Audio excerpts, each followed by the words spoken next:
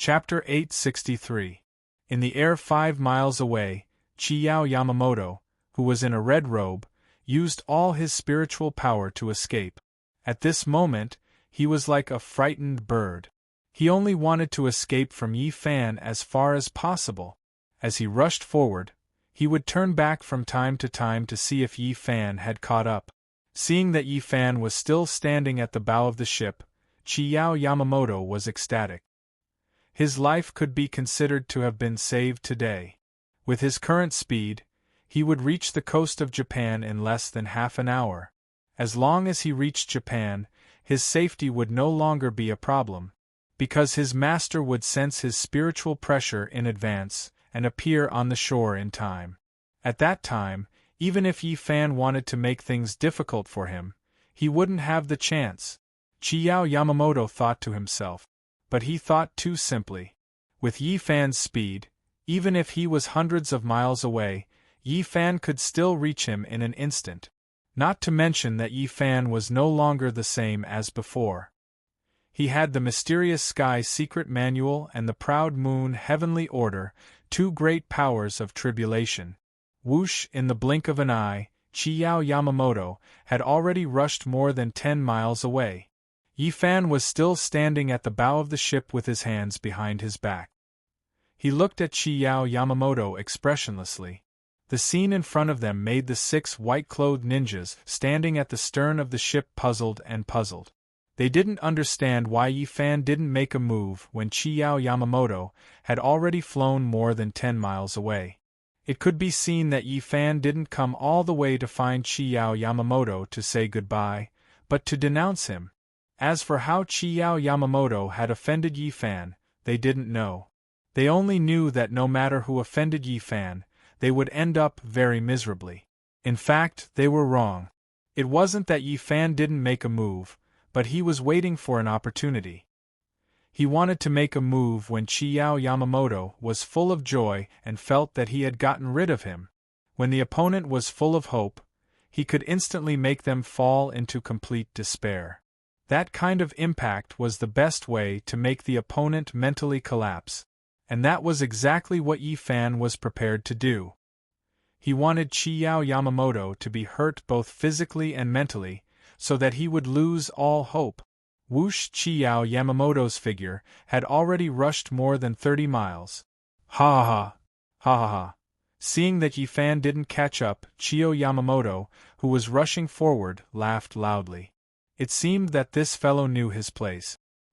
He knew that he was close to the Eastern Ocean continent and didn't dare to act rashly. He must be afraid of his master. Chiyao Yamamoto thought to himself. At this moment, he did not know that this was the last time he would laugh to his heart's content. Chiyao Yamamoto's loud laughter clearly drifted into Yi Fan's ears. Standing at the bow of the ship, he narrowed his eyes and curled the corners of his mouth, revealing an evil smile. Buzz! Yi Fan's eyes flashed with a hint of blood. He raised his right hand, and his 5 fingers instantly bent into a claw, reaching out in the direction of Chiyao Yamamoto. Whoosh! A scarlet chain as thick as an arm shot out from Yi Fan's palm, heading straight for the air. The scarlet chain shone with a dazzling red light, as if it was soaked in blood. Its speed was as fast as lightning. Cha! The scarlet chain continued to spurt out from Yi Fan's palm, endless. Chain. It was the chain again. Seeing Yi Fan release the scarlet chain, the faces of the 6 ninjas in white instantly changed. Every time Yi Fan used this light chain, there was only one outcome for the other party: death. It seemed that this time, Chiyao Yamamoto was definitely going to die. The ninjas thought to themselves. In the air dozens of miles away, Chiyao Yamamoto, who was dressed in a red robe, was secretly rejoicing over his safe escape. He was complacent and did not know that behind him, the scarlet chain that was more than 30 miles long had already broken through the air and was about to reach him in an instant. Poof! Just when Chiyao Yamamoto felt that he was completely safe, the scarlet chain, which was like a long snake in the air, instantly pierced through his right shoulder blade.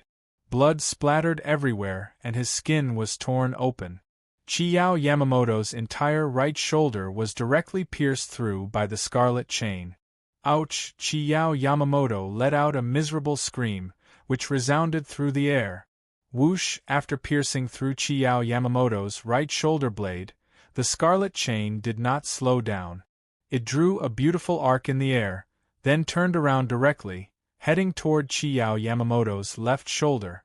Poof! After a muffled sound, the scarlet chain directly pierced through Chiao Yamamoto's left shoulder blade. Ouch! Chiao Yamamoto let out a second scream in pain. His body swayed, and he fell headfirst into the sea. Plop! A moment later, Chiao Yamamoto plunged into the cold sea. From Yi Fan's attack to Chiao Yamamoto falling into the sea, it was just a blink of an eye. Seeing Chiao Yamamoto falling into the sea, Yi Fan smiled and directly channeled his spiritual power. Walala! The scarlet chain, which was more than 30 miles long, began to gradually retract into Yi Fan's palm. When Yi Fan retracted the chain like this, Chiao Yamamoto suffered a lot. Above the sea, Chiao Yamamoto, whose shoulders were pierced by the scarlet chain, was wailing incessantly. He fluttered and rolled, sometimes sinking into the sea, and sometimes popping out. Behind him, there was a long trail of blood. A few sharks were attracted by the smell of Chiao Yamamoto's blood, and they followed closely behind. A few huge dorsal fins cut through the waves and chased crazily. Seeing this situation, the 6 ninjas couldn't help but swallow a mouthful of saliva.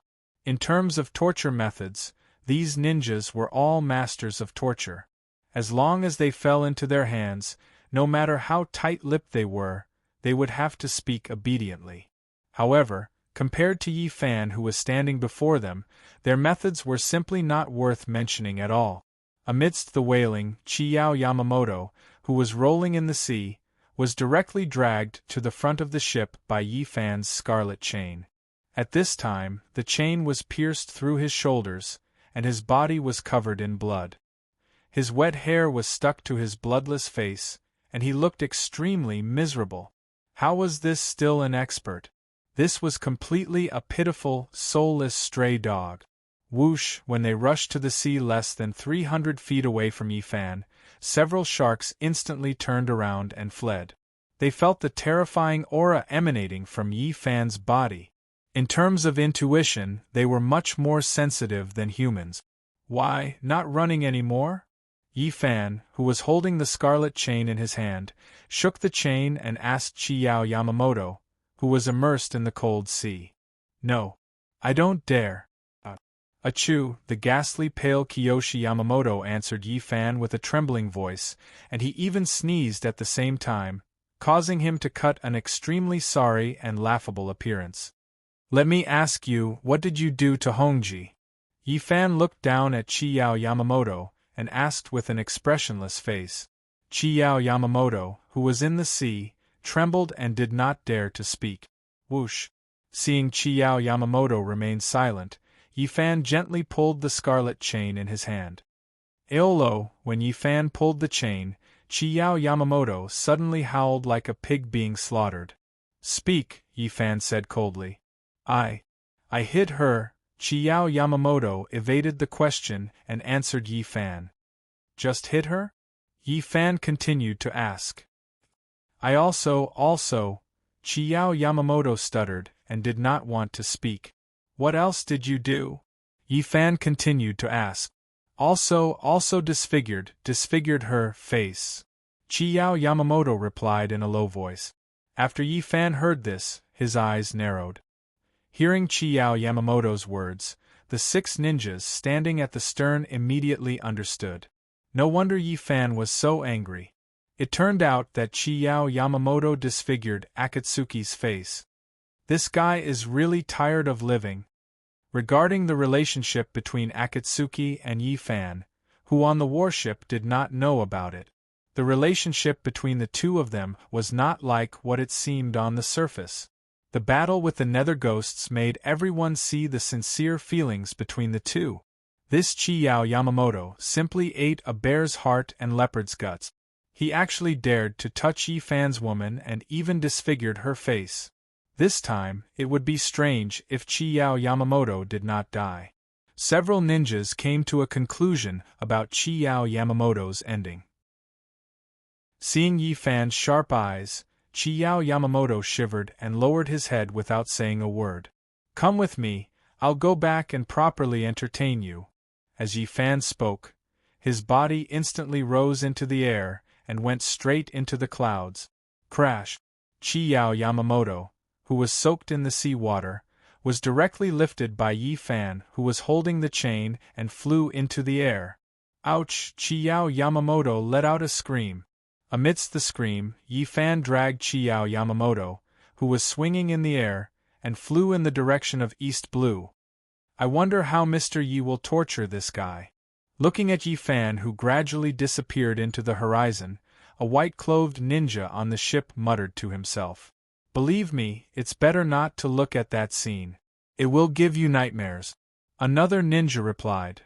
"I bet that he will die miserably, maybe even more miserably than Inchan Dashion," a young ninja said. "In the future, when we speak to Miss Yu, we must be careful, very careful, and not the slightest bit negligent. Otherwise, we won't even know how we died," a middle-aged ninja reminded everyone. "I wonder if Mr. Yi will become our enemy in the future," a ninja in white with a veil on his face said solemnly. "I'd rather commit seppuku than die in Mr. Ye's hands," the last ninja murmured. They're back.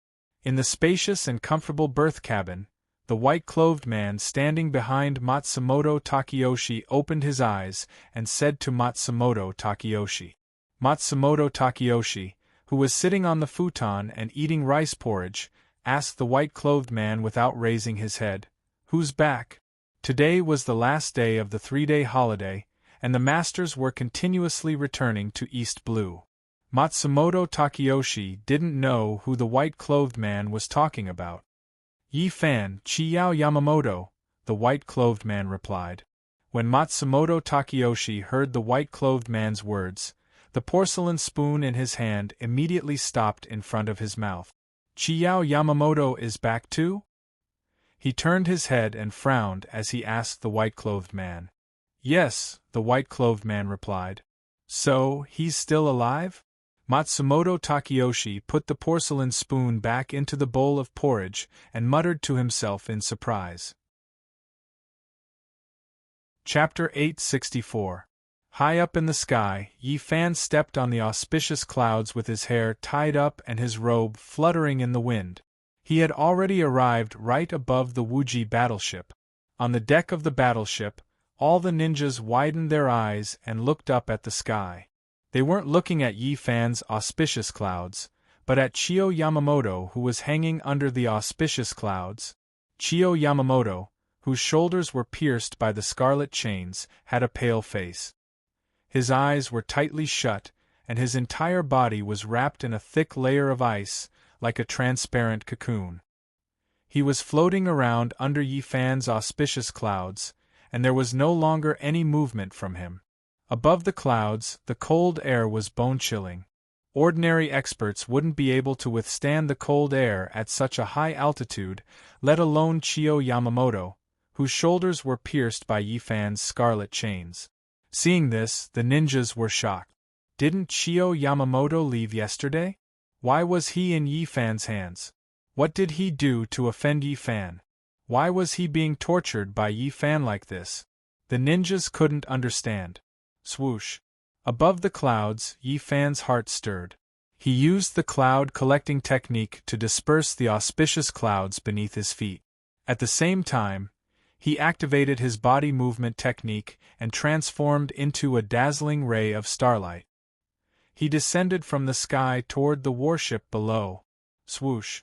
The white starlight was like lightning, and it instantly landed on the deck of the battleship. Boom! With a loud bang, Chiao Yamamoto, who was being dragged behind Yi Fan by the scarlet chains, crashed heavily onto the deck. Yi Fan's speed was so fast that Chiao Yamamoto, who was wrapped in ice, created a huge crater on the deck of the Wuji battleship.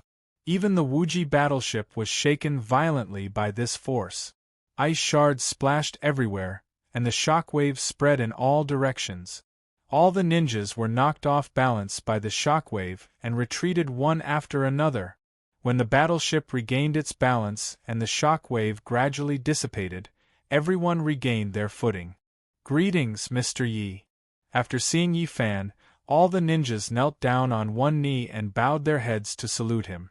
After the battle with the Hell Demons, Yi Fan won the respect and admiration of all ninjas. Without Yi Fan, they would not have survived to this day. Yi Fan flicked his sleeves and signaled the ninjas to stand up. All the ninjas nodded and stood up. After getting up, the ninjas immediately surrounded him and looked at Chio Yamamoto, who was embedded on the deck of the battleship. Everyone sucked in a breath of cold air.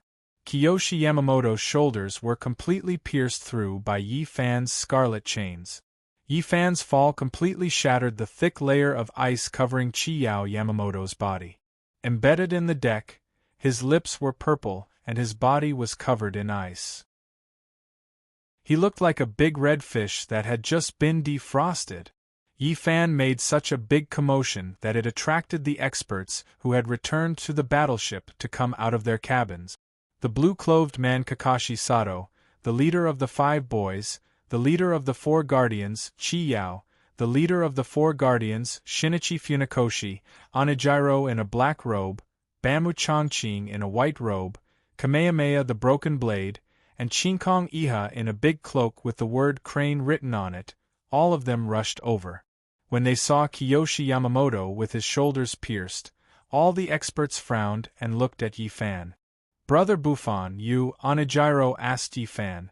Like the other experts, he did not know why Yi Fan would do such a thing to Kiyoshi Yamamoto.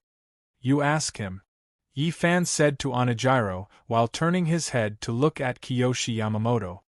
Hearing Yi Fan's words, Onijiro immediately frowned. From Yi Fan's means and tone, this Kiyoshi Yamamoto must have angered Yi Fan. Although Yi Fan's cultivation was very high, he never bullied the weak. Something that could make him this angry was definitely not a small matter. "I say, Brother Yi, can he still talk like this?" Chiyao looked at Yi Fan and asked. Yi Fan glanced at Chiyao. Then, with a clatter, he pulled on the chains. Kiyoshi Yamamoto, who was still breathing, immediately opened his eyes and groaned in pain. What happened? Just when the experts were about to ask Kiyoshi Yamamoto what happened, Matsumoto Takeyoshi's voice came from not far away.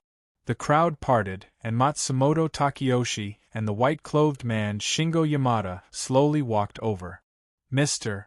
Matsumoto, save me." When he saw Matsumoto Takeyoshi coming in front of him, Kiyoshi Yamamoto was like a Buddha seeing a life-saving straw and immediately asked for help.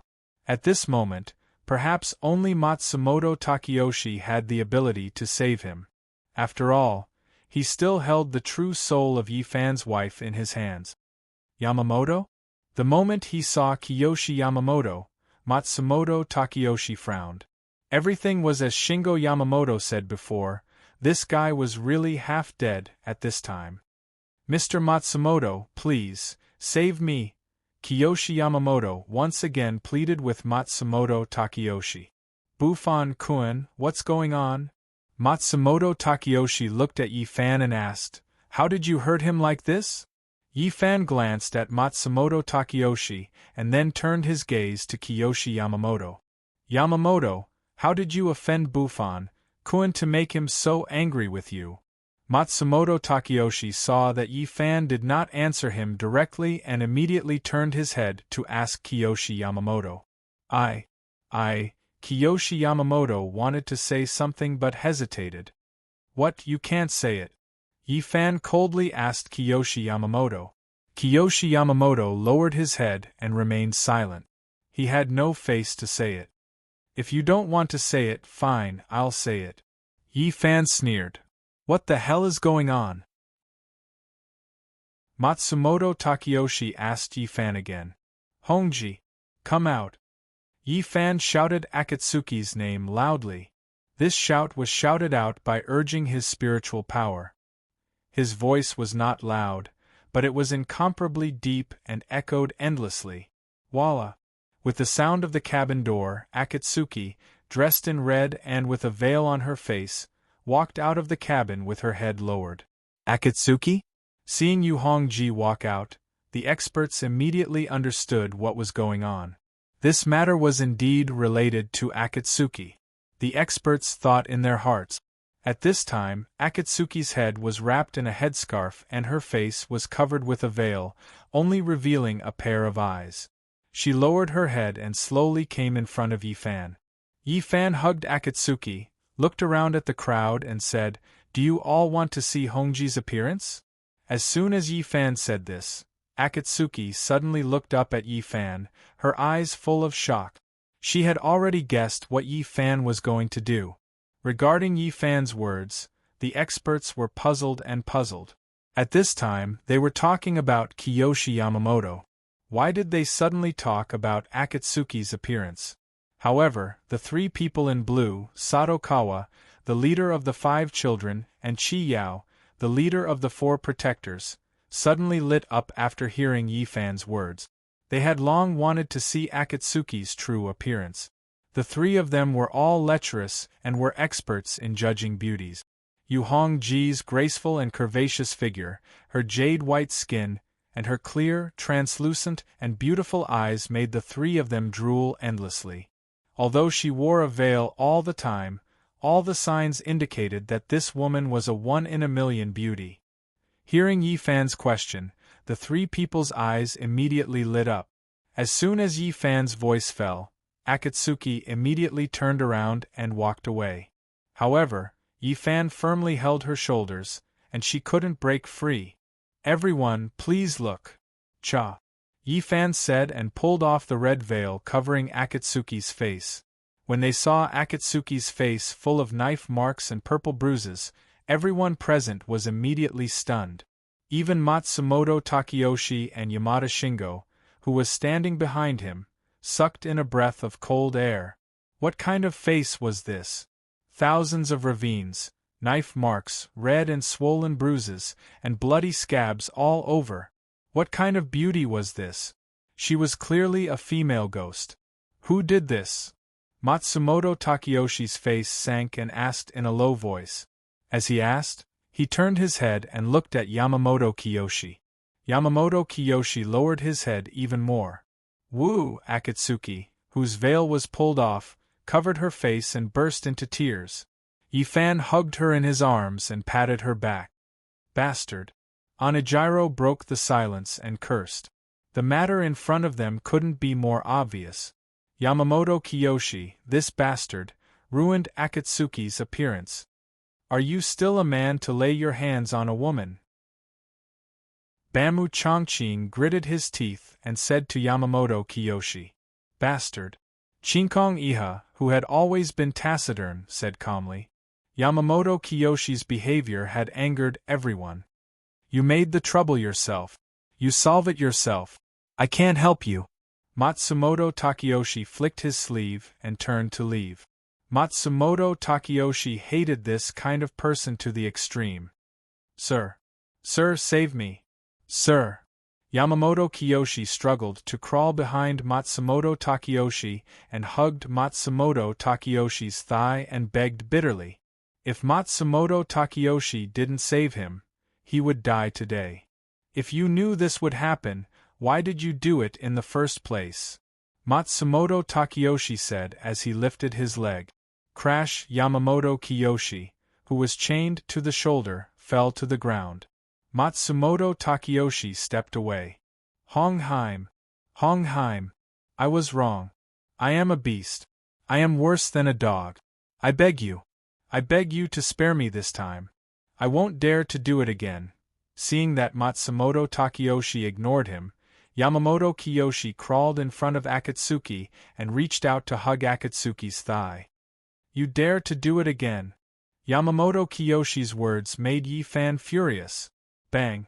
Yifan said and kicked Yamamoto Kiyoshi's face. His kick was so powerful that it sent Chiyao Yamamoto flying. Yamamoto Kiyoshi hit the guardrail and vomited blood. Red. Hongji. Chio Yamamoto slowly raised his head and weakly said to Hongji, Don't look at the face of the monk, look at the face of the Buddha, look at the face of the Buddha, look at the face of my master and your master, our fellow disciples, spare my life. His master and Akatsuki's master were fellow disciples. Now, he could only pin his hopes on this. Akatsuki kept sobbing and didn't speak.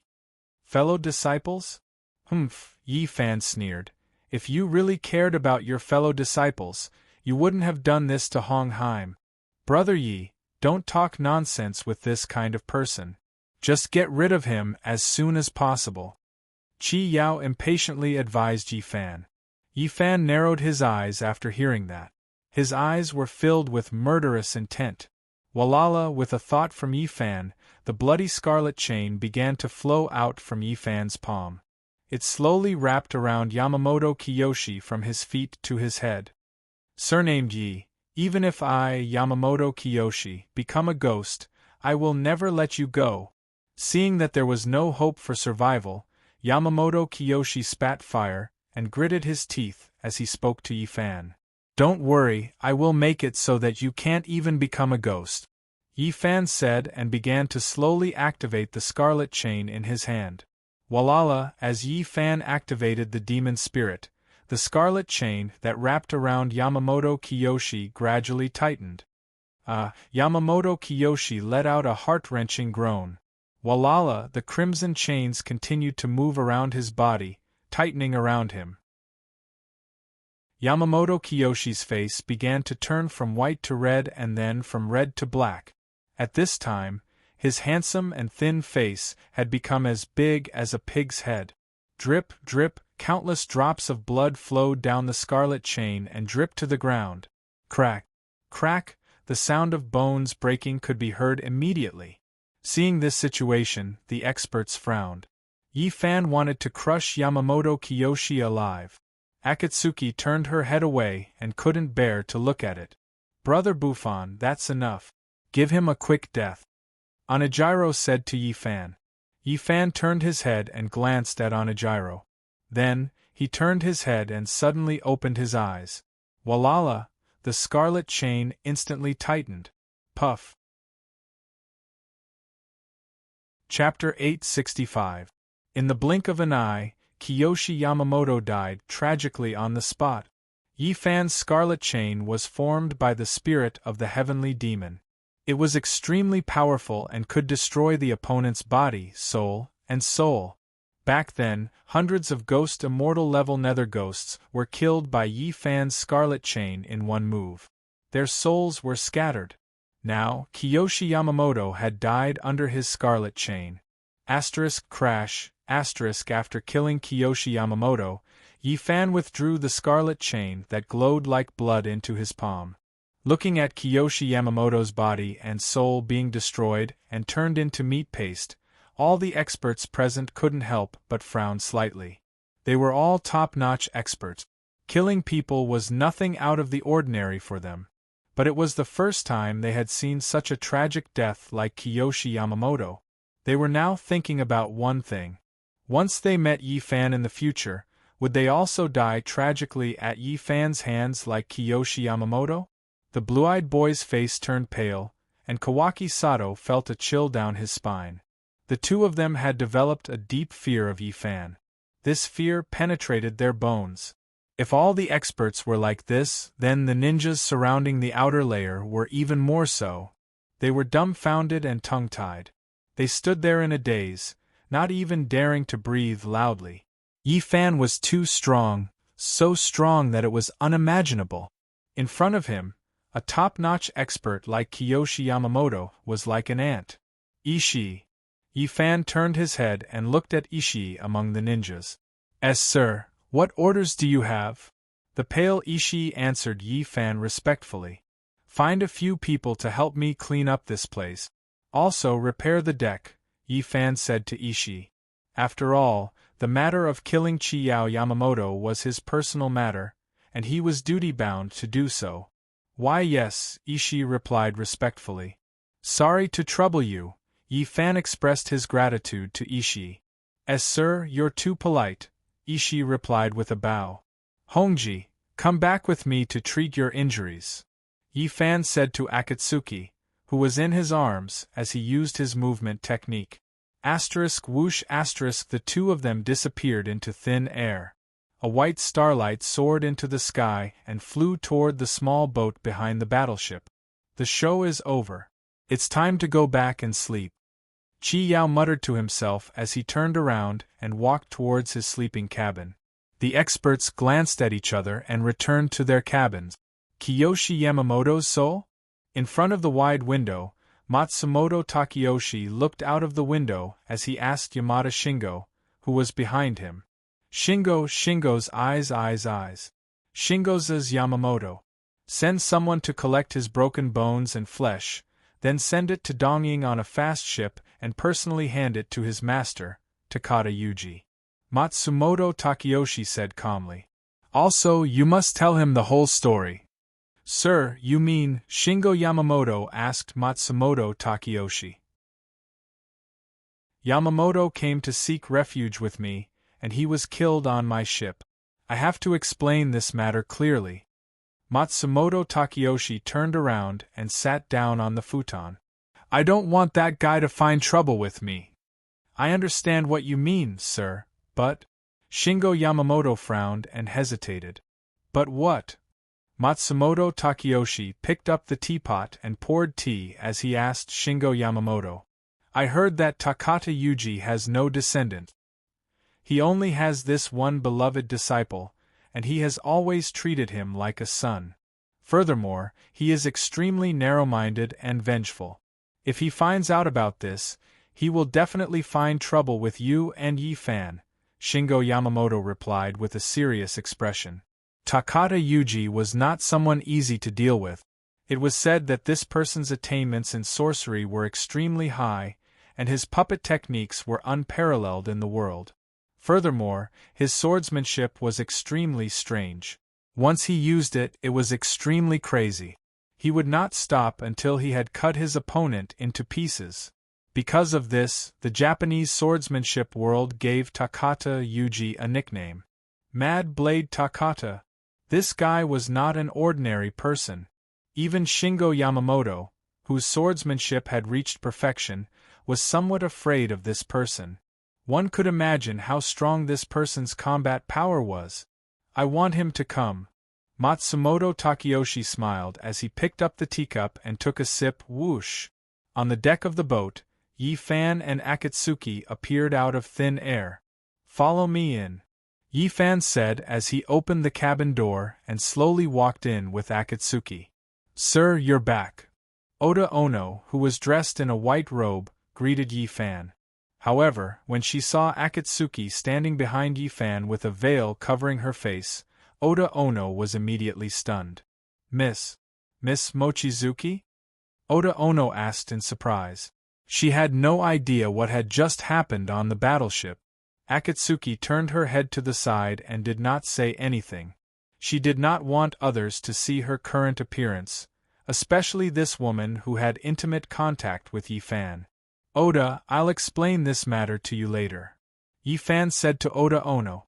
Immediately prepare a basin of hot water, a towel, and a bottle of strong liquor for me. Bring them upstairs, I need them urgently. Oh, I'll go prepare them now, Oda Ono said and immediately turned to leave. Whoosh! Just as Yi Fan was about to bring Akatsuki upstairs, Baihu's figure jumped down from upstairs. A light and nimble white figure instantly arrived. Woo! Baihu cried out excitedly and jumped into Akatsuki's arms. She missed Akatsuki too much. Xiao Zhao. Yu Hongji hugged the white fox that was pouncing towards her. Her voice carried a trace of happiness. She also missed Xiao Zhao very much. Baihu intimately rubbed against Akatsuki's palm, and Akatsuki constantly stroked Baihu's fur. A human and a fox reunited after such a long time, naturally they were happy. Xiao Zhao, don't make trouble, I'm going to treat Hongji's injuries. As Yi Fan spoke, he reached out and took the white fox away from Yu Hongji's arms like he was tearing off a piece of plaster. As soon as she heard the word treat, Baihu, who was in Yi Fan's arms, immediately quieted down. She stared at Akatsuki with a pair of clear eyes, her face full of confusion. "I'll explain it to you later," Yi-fan said as he took Akatsuki upstairs. After the 2 humans and 1 fox went upstairs, Oda Ono also brought the things Yi-fan had asked her to prepare upstairs. "Oda, stand guard outside the door. Don't let anyone in," Yi-fan said as he took the tray from Oda Ono's hands. "Okay." Oda Ono responded and walked out of the cabin, closing the door behind her. After Oda Ono left, Yi-fan reached out and gently took off Akatsuki's veil. When she saw Akatsuki's face full of bloodstains and ravines, Baihu, who was standing at the side, suddenly retreated. She was frightened by the wounds on Akatsuki's face. Now she finally understood what Yi-fan meant by wounds. She stopped retreating and slowly came to Akatsuki's side, gently licking Akatsuki's palm. She was comforting Akatsuki. Akatsuki pursed her lips, and tears began to roll in her eyes. "Don't cry, or your tears will hurt your wounds," Yi-fan said while soaking a towel with hot water, and then gently wiped Akatsuki's wounds. "You're right, I'm a burden." Seeing Yi-fan's careful look, Akatsuki said with a choked voice. Yi-fan's hand paused for a moment, and he didn't say anything. After wiping the scabs on Akatsuki's face with the towel, Yi-fan picked up the jug and pulled out the cork. "It might hurt a little later. Bear with it," Yi-fan said as he poured the liquor evenly onto the towel that he had just washed. He wrapped the towel around his index finger, and gently wiped the wounds on Akatsuki's face. Akatsuki stared at Yi-fan without blinking, motionless. "Does it hurt?" Yi-fan asked. "It doesn't hurt," Akatsuki softly replied. "This is liquor, how can it not hurt?" Yi-fan said. Akatsuki stared at Yi-fan without saying anything. Baihu quietly looked at the 2 of them with a puzzled expression. She didn't understand why Yi-fan didn't use the power of the heavenly demon to directly restore Akatsuki's appearance. In fact, Yi-fan had thought of this method, but after thinking it over, he gave up on it. For the long term, he was prepared to completely transform Akatsuki's body. After wiping Akatsuki's face with the liquor, Yi-fan put down the towel. He stretched out his right hand, and used the nail on his thumb to lightly cut the tip of his middle finger. A few drops of blood immediately flowed out from the tip of his finger. What are you doing?" Seeing Yi-fan cut his finger, Akatsuki anxiously asked. Baihu Xiao Zhao also had a puzzled expression. "I'm helping you heal," Yi-fan said to Akatsuki. As he spoke, he pulled Akatsuki's hand, and used his nail to lightly cut Akatsuki's wrist. Cha! A bloody mark immediately appeared on Akatsuki's wrist, and blood slowly seeped out. You are. Akatsuki became more and more confused. Under the puzzled gaze of the woman and fox, Yi-fan dripped a drop of blood from his middle finger onto the wound on Akatsuki's wrist. Transforming Akatsuki's body was very simple. All he needed to do was to inject a drop of his blood into her body. As Yi-fan's blood dripped in, the bloody mark on Akatsuki's wrist immediately turned red. Yi-fan's blood instantly seeped into Akatsuki's wound. A red light flashed, and the wound on Akatsuki's wrist began to heal automatically.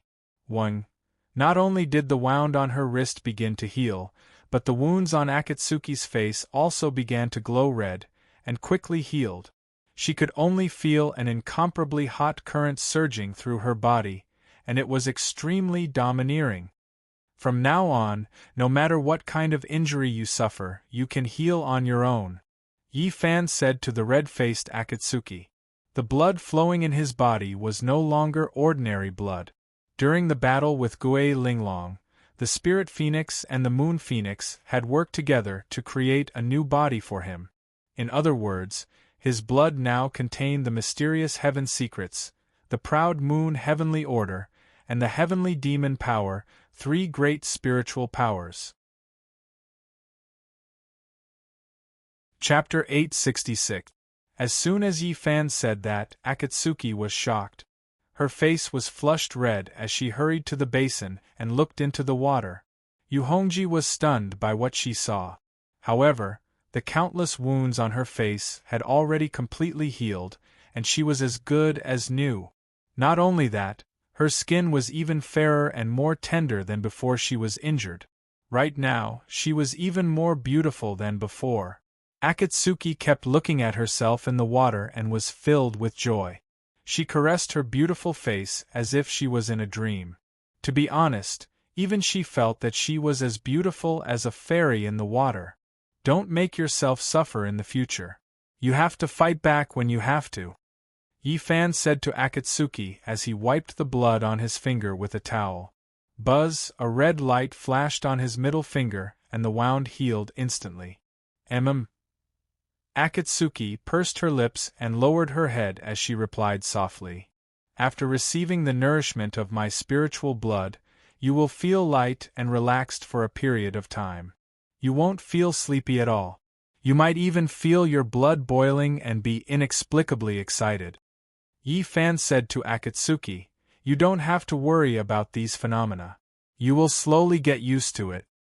Do I really have the ability to heal myself? Akatsuki asked Yi Fan.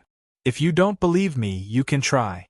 Yi Fan said as he took out the 2 daggers and handed them to Akatsuki. This is my Red Princess dagger. Looking at the 2 exquisite daggers in Yi Fan's hands, Akatsuki said in surprise.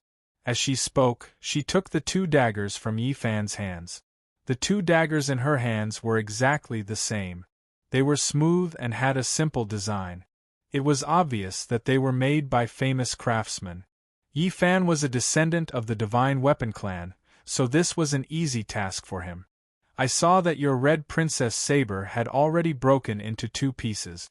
It would be a pity to throw it away, so I decided to forge it into 2 daggers.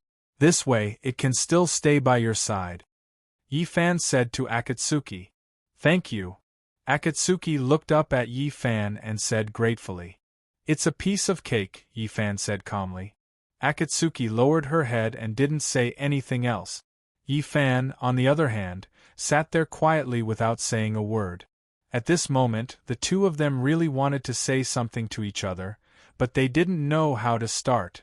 After a long time, Akatsuki broke the silence and asked Yi Fan, how's your search for the 9 cauldrons going? I have obtained the patterns of the 6 divine cauldrons, and I already have a clue about the 7th divine cauldron. Yi Fan poured a cup of tea for Akatsuki and answered. That's a good thing, Akatsuki said softly to Yi Fan. I believe you and your wife will be reunited soon. I hope so. Yi Fan said. When do you plan to look for the 7th cauldron? Akatsuki asked Yi Fan in a low voice. If Matsumoto Takeyoshi doesn't have any new missions for me, I'll leave in a while. Yi Fan said as he drank his tea. Oh. Akatsuki lowered her head and replied. It was obvious that she wanted to go with Yi Fan. However, with the awkward relationship between the 2 of them, she didn't dare to say this out loud, nor did she feel embarrassed to say it out loud. Yi Fan was well aware of Akatsuki's thoughts. Originally, Akatsuki and Yamamoto Kiyoshi had formed a new partnership, but now that Yamamoto Kiyoshi was dead, she became alone again. The 2 of them fell into silence again. Woo! Just as Yi Fan was deep in thought, the white fox suddenly leaped onto the table. It raised its front paw and gently patted Yi Fan's arm, letting out a fox cry.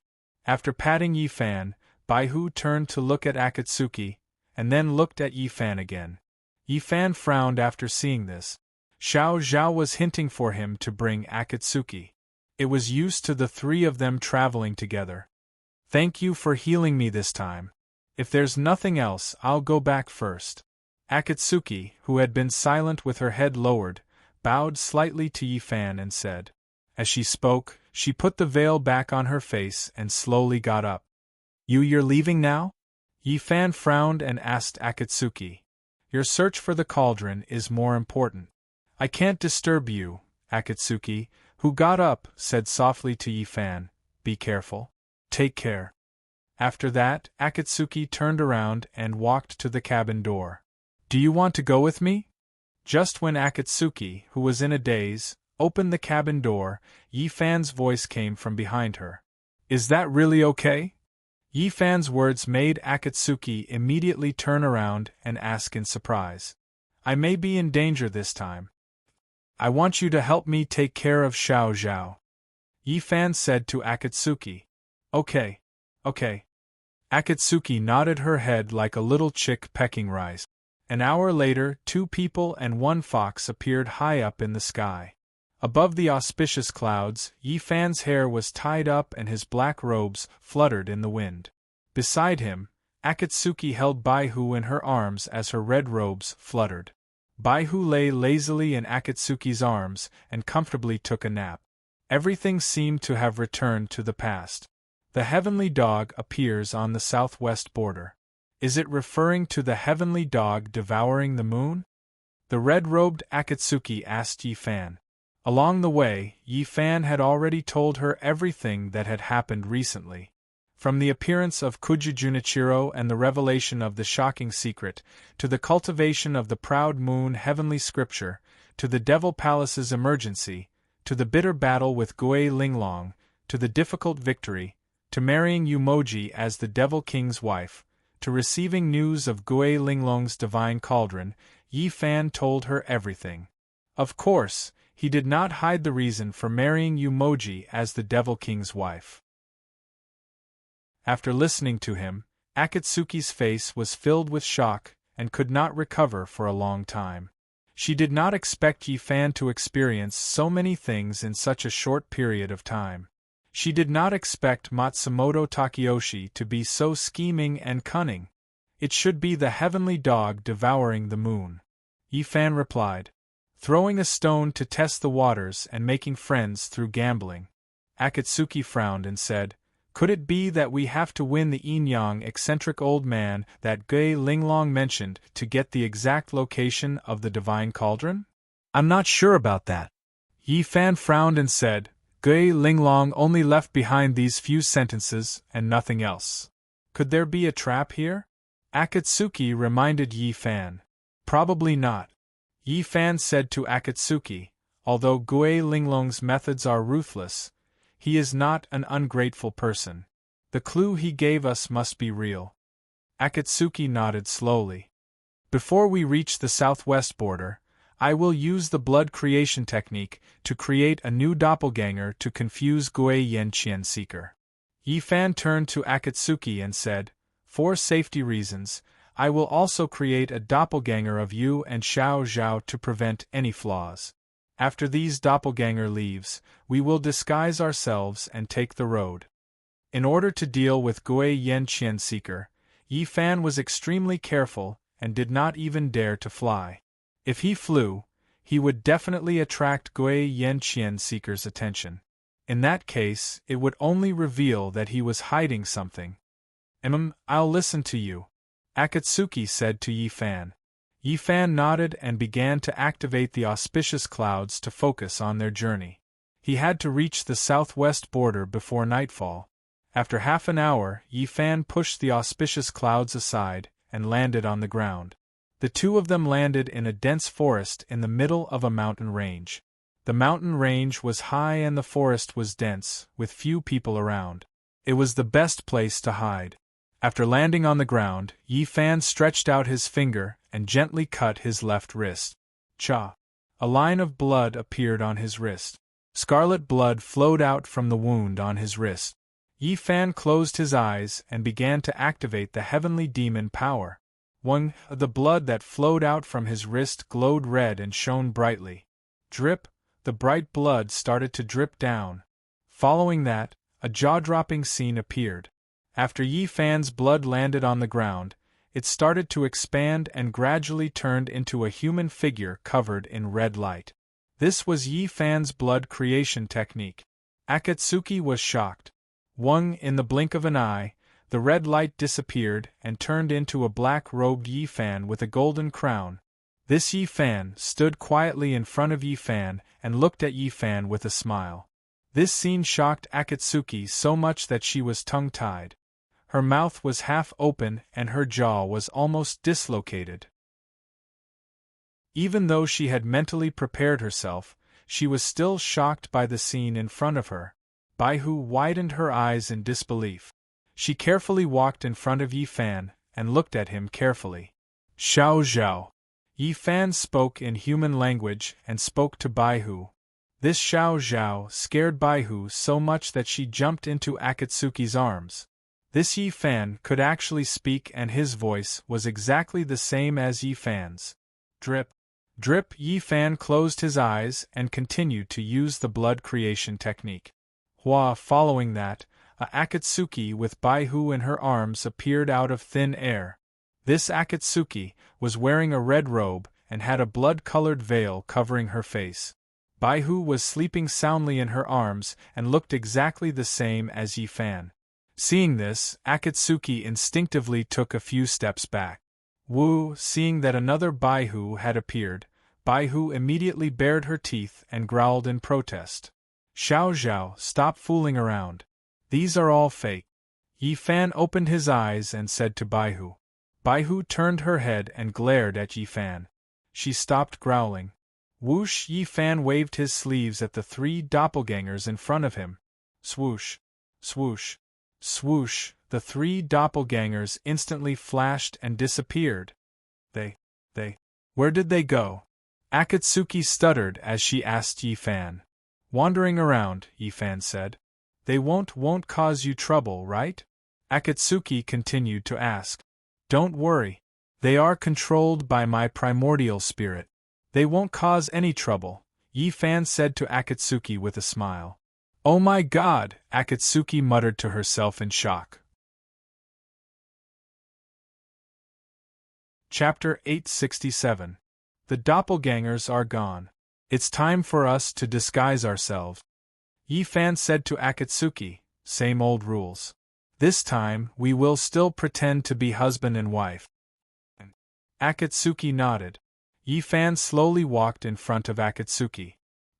He activated the devil spirit and lightly waved at Akatsuki. After a flash of red light, Akatsuki's outfit instantly changed. She was wearing a black robe with a black velvet overcoat. She had a jade belt around her waist and a golden silk black veil on her face. Her hair was tied up high with a jade hairpin.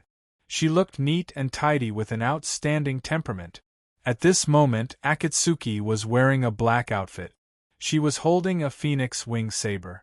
She was high-spirited and valiant, just like a female hero with unparalleled martial arts. She looked at this outfit with a shocked expression. She was stunned and tongue-tied.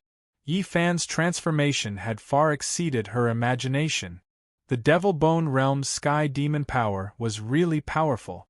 Akatsuki thought in her heart. Looks good. Yi Fan crossed his arms and looked at Akatsuki from head to toe. He smiled and said, One look and I can tell that you are a martial arts expert. Baihu circled around Akatsuki and let out an excited fox cry. Akatsuki's outfit made it feel very interesting. It's your turn, Xiao Zhao. Just as Baihu circled around Akatsuki and looked left and right, Yi Fan waved his sleeve at Baihu with a smile. A red light flashed across Baihu's body. The white fox's appearance changed drastically in an instant. Xiao Zhao, who was a white fox with a body as white as snow and a smear of vermilion between its eyebrows, instantly turned into a 1-foot-long, adorable little spotted puppy. Seeing that she had turned into a little dog, Xiao Zhao immediately expressed her dissatisfaction with Yi Fan and began to bark. Woof, woof! Baihu's cries turned into barks. Woo! Baihu was stunned at first, then it began to wail in a low voice. It didn't want to become a dog. Ha ha ha! Seeing this, Yi Fan laughed loudly. He picked up Xiao Zhao, who had turned into a puppy, and tried to persuade her. Xiao Zhao, don't be sad. These are all fake. I'm just trying to hide my whereabouts. Yi Fan comforted her while stroking the little puppy. Think about it, I can't turn you into a tiger or a leopard, right? If that's the case, wouldn't I be exposing myself? Besides, don't you look pretty good now? Just bear with it for a while, okay? Xiao Zhao looked up and glared at Yi Fan, then jumped into Akatsuki's arms. Yi Fan smiled in relief. Akatsuki stroked the little puppy in her arms, then looked up at Yi Fan and asked, "We've all changed. What about you?" "I'm easy," Yi Fan said with a smile. "Come and see."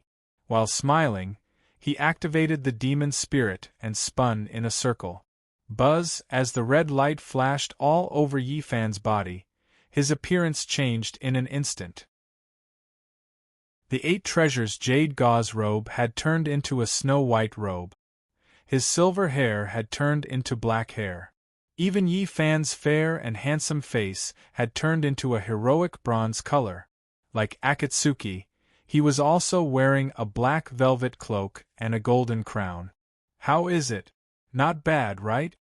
Yi Fan stretched out his arms and asked Akatsuki with a smile. "Not bad," Akatsuki nodded and smiled as she looked at the handsome Bufon and Yi Fan. "From now on I'll call you Fei Yen, and you call me Duan Lang. Xiao Zhao's name will also be changed. Let's call it Xiao Hua," Yi Fan said to Akatsuki. "Fei Yen, Duan Lang," Akatsuki said to Yi Fan with a smile. "These 2 names are quite nice. We're all children of the Jianghu. Our names have to be more impressive," Yi Fan said with a smile. "Woof," Xiao Zhao in his arms protested unhappily. It was already unhappy that it had been turned into a colorful puppy, and now that it had a rustic name like Xiao Hua, it was incredibly dejected. "Why are we pretending to be martial artists this time?" Akatsuki asked Yi Fan in return while stroking the colorful puppy.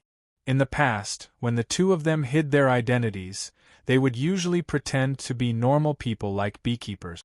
Akatsuki did not quite understand why they were pretending to be martial artists this time. In her eyes, martial artists were also very eye-catching. "You don't understand. There are a lot of bandits in the southwest." Yi Fan tidied up his black velvet cloak and explained to Akatsuki, "This time, we're pretending to be martial artists. We can hide from Ghost Eye's 1,000 Seekers' pursuit and avoid some unnecessary trouble. As the saying went, the road leads to heaven, and everyone walks their own path. Normal bandits and bandits would not cause trouble for martial artists. After all, many martial artists were born in the lullaby." "I see." Hearing Yi Fan's explanation, Akatsuki suddenly understood. "Come, let's go down the mountain," Yi Fan said to Akatsuki. "Before nightfall, we must reach the southwest border." As he spoke, he led Akatsuki down the mountain. "Are we still going to take a carriage this time?" Akatsuki asked as she walked side by side with Yi Fan. "A carriage is too slow," Yi Fan replied. "This time, we'll go on horseback." Half an hour later, 2 dark red Dewan colts were galloping on a small mountain path. Yi Fan and Akatsuki were riding side by side, their cloaks flying in the wind, as fast as lightning. Baihu Xiaozhao, who had already turned into a colorful puppy, was curled up in Akatsuki's arms and constantly dozing off. The rhythmic jolting and boredom made it quickly fall asleep. "The southwest border is so big, how are we going to find that Yin-Yang freak?" On horseback, Akatsuki turned her head and asked Yi Fan. "Gui Linglong mentioned in her letter, swamps, Yin-Yang freak. I think that Yin-Yang freak should live in the swamps." Yi Fan replied to Akatsuki, "But as far as I know, the southwest border is vast and sparsely populated. Most of it is barren land and there are very few swamps. So as long as we find the swamps, we should be able to find something. I don't know what kind of person that Yin-Yang freak is. Will he be difficult to deal with?" Akatsuki frowned and muttered to herself. Different situations call for different actions.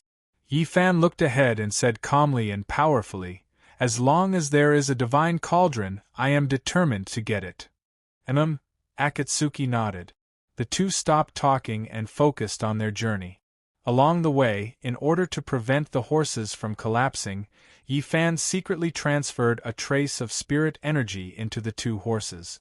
After receiving Yi Fan's spiritual energy, the 2 Dewan horses let out a long neigh as they galloped like lightning. 8 hours later, the two crossed thousands of miles and arrived at the southwest border. If I'm not wrong, we have already arrived at the southwest border. Looking at the continuous mountain range in front of them, Yi Fan reined in his horse and said with a frown, "It should be here." Akatsuki also reined in her horse and said, "Thump, thump." The two horses that had stopped were panting heavily. The spirit energy that Yi Fan injected into them had been used up. At this time, they were exhausted and their physical strength was weak. "For the rest of the road, we have to walk on our own," Yi Fan said as he got off the horse. Not to mention that the two horses' physical strength was severely overdrawn, just the rugged and soft mountain road in front of them was enough to intimidate all the horses. Akatsuki also followed and dismounted. "Two old friends, thank you for sending us on our way. Today our fate ends here. I hope we will meet again in the future," Yi Fan said to the two horses. With a flick of his sleeve, he injected a trace of spirit energy into the two horses. This place was desolate. There was no water or grass. If the two horses were to stay here, they could only wait for death. Yi Fan gave them a trace of spirit energy so that they would have the physical strength to leave this place and return to nature. The two horses seemed to have understood Yi Fan's words as they neighed loudly. "You can go. Take care of yourselves." Yi Fan patted the heads of the two horses and said calmly. The two horses slowly turned around and trotted away, disappearing in no time. Looking at the scene in front of her, Akatsuki's heart was moved. To be able to be so affectionate and loyal to the two horses, the man in front of her had a pure heart that was hard to find in the world. Such a kind person should not have to suffer such hardship. "Let's go. Let's find a place to stay first," Yi Fan said to Akatsuki, who was in deep thought. As he said this, he walked forward and went up the mountain. Akatsuki agreed and walked side by side with Yi Fan. "Where are we going to stay tonight?" Akatsuki asked as they walked. At this time, the sky was getting dark. The curtain of night was about to fall. "There is an earthen temple on the top of the mountain. Tonight we will stay there," Yi Fan said without raising his head. After Akatsuki heard this, she immediately raised her head and looked into the distance. She saw on the top of a mountain in the distance, an inconspicuous earthen building could be faintly seen. As for whether this building was an earthen temple or not, Akatsuki did not know. Compared to Yi Fan, her eyesight was like the difference between heaven and earth. "The inchi in this place is heavy. Pay more attention." Yi Fan lowered his head and hurried forward while calmly reminding Akatsuki. Barren hills and turbulent rivers not only produced unruly people, but also some messy things. Although Yi Fan had already concealed his spiritual energy, his powerful five senses were not reduced. He keenly felt that there was something wrong with this place. Just like he had said to Akatsuki, the inchi in this place was very heavy. Akatsuki understood tacitly and softly agreed. After experiencing so many storms and waves, she had already become accustomed to this kind of thing. The two of them were relaxed on the outside but tense on the inside. They no longer spoke and focused on hurrying forward. After the time it took to burn a stick of incense, the two of them arrived in front of the earthen temple. This was an abandoned earthen temple. It was dilapidated and overgrown with weeds. Broken and incomplete wooden windows, the big red temple door lying horizontally, the crooked golden plaque, and the weathered and faded wooden couplet. All the signs indicated that no one had taken care of this place for a long time. "Let's go in and clean up. We will spend the night here." Looking at the dilapidated earthen temple in front of them, Yi Fan said to Akatsuki. "Okay." Akatsuki nodded. Chapter 868. After entering the door, the two patted the dust off their bodies and stopped to look at the dilapidated earth temple. The earth temple was not big. It was about 7 feet long and 5 feet wide. It was completely made of mud and looked very simple and crude. In the middle of the temple, a modeled earth god statue sat there with a smile. He had a kind face and white hair, but a youthful face. His right hand was holding a dragon-headed walking stick, and his left hand was holding a golden bowl. Inside the bowl, there were grains and other things. Due to the lack of maintenance, most of the paint on the statue had fallen off, revealing the yellow clay body that was full of dust and cobwebs. Not only the statue, even the roof of the temple was full of holes and holes. It leaked rain in summer and wind in winter. It could be seen that this was an abandoned earth temple. Earth God above, the two of us rushed here and had no place to stay. We passed by the temple and temporarily borrowed the temple to stay for the night. If we have disturbed you, please do not take offense. Yi Fan slowly walked to the front of the earth god statue, bowed to the statue, and said respectfully. Seeing Yi Fan so sincere, Akatsuki could not help but cover her mouth and laugh. What are you laughing at? Yi Fan turned around and asked Akatsuki. I'm laughing at your foolishness, Akatsuki said to Yi Fan with a smile. If this earth god has a spirit, why can't he protect his own statue? A statue is a statue and an immortal is an immortal. You can't mix the two together, Yi Fan explained to Yu Hongji. As the saying goes, it's not strange for an immortal to be courteous. This is someone else's place. We are staying here, so we should be respectful. After experiencing so many things, Yi Fan was convinced of the existence of gods, demons, and ghosts. It was very simple. No matter if it was gods, immortals, demons, or monsters, he had seen them with his own eyes. As he spoke, he turned around and began to tidy up the cobwebs and weeds on the earth god statue. Akatsuki nodded and came to help Yi Fan. She found a broom in the corner and began to sweep the floor. After tidying up the statues, Yi Fan lifted the temple door and fixed it again. Then, he straightened the crooked plaque. He even found some hay and flew up to the roof to repair all the holes in it. The two of them were nimble as they repaired the dilapidated earth temple. In just a short while, they had cleaned up the dilapidated earth temple. After all this was done, the sky outside had completely darkened. Yi Fan closed the door of the temple, and then activated the fire snake dragon ball to reignite the two candles in front of the statue. Under the dim, flickering candlelight, the two of them sat on the floor of the sacrificial table and began to rest. Akatsuki took out her bag and took out water bags and dry rations, giving them to Yi Fan and Xiao Zhao. Akatsuki had prepared water and pastries in advance because she knew that they had to travel by land this time. Rumble. The two of them and the fox were eating when a loud thunder suddenly sounded outside the temple door. The thunder was so deafening that even the windows of the earth temple began to shake. Kacha. The sound of thunder followed closely behind. Purple lightning passed through the unobstructed windows and lit up the interior of the earth temple. Bang.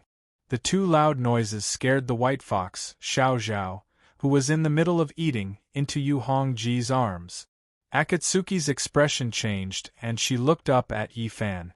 Yi Fan frowned and squinted his eyes. He remembered very clearly that when they had just finished cleaning the temple, the sky was still filled with stars and there were no clouds. Why was there suddenly lightning and thunder after a while? Whoosh! Just as Yi Fan was frowning, there was a sudden gust of wind outside and sand and pebbles were flying. Pala! Pala! The fine sand and pebbles hit the window and made a crackling sound.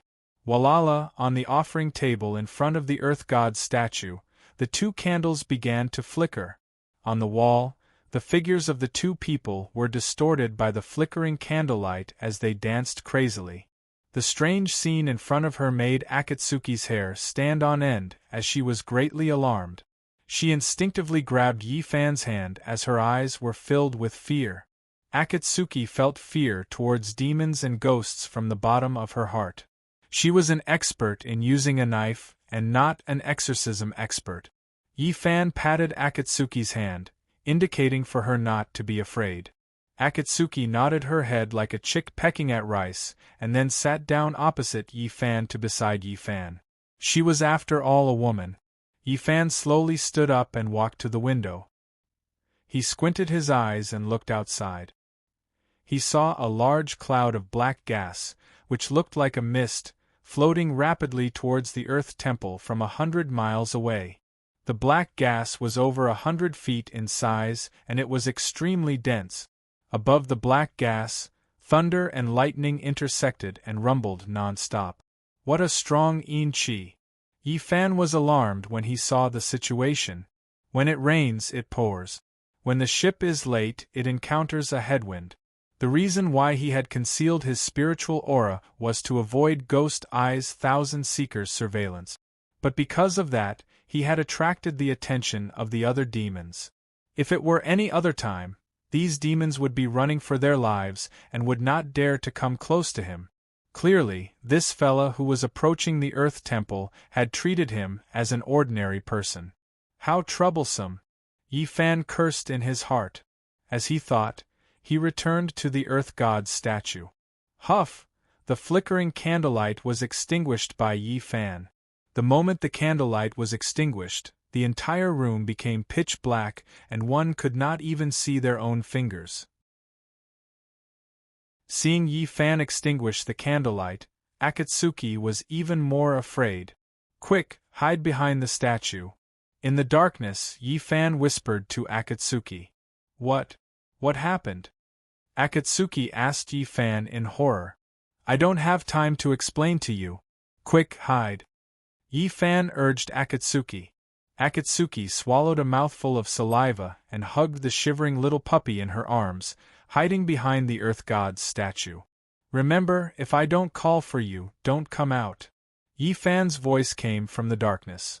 After instructing Akatsuki, Yi Fan returned to the place where he was resting and sat on the ground, minding his own business.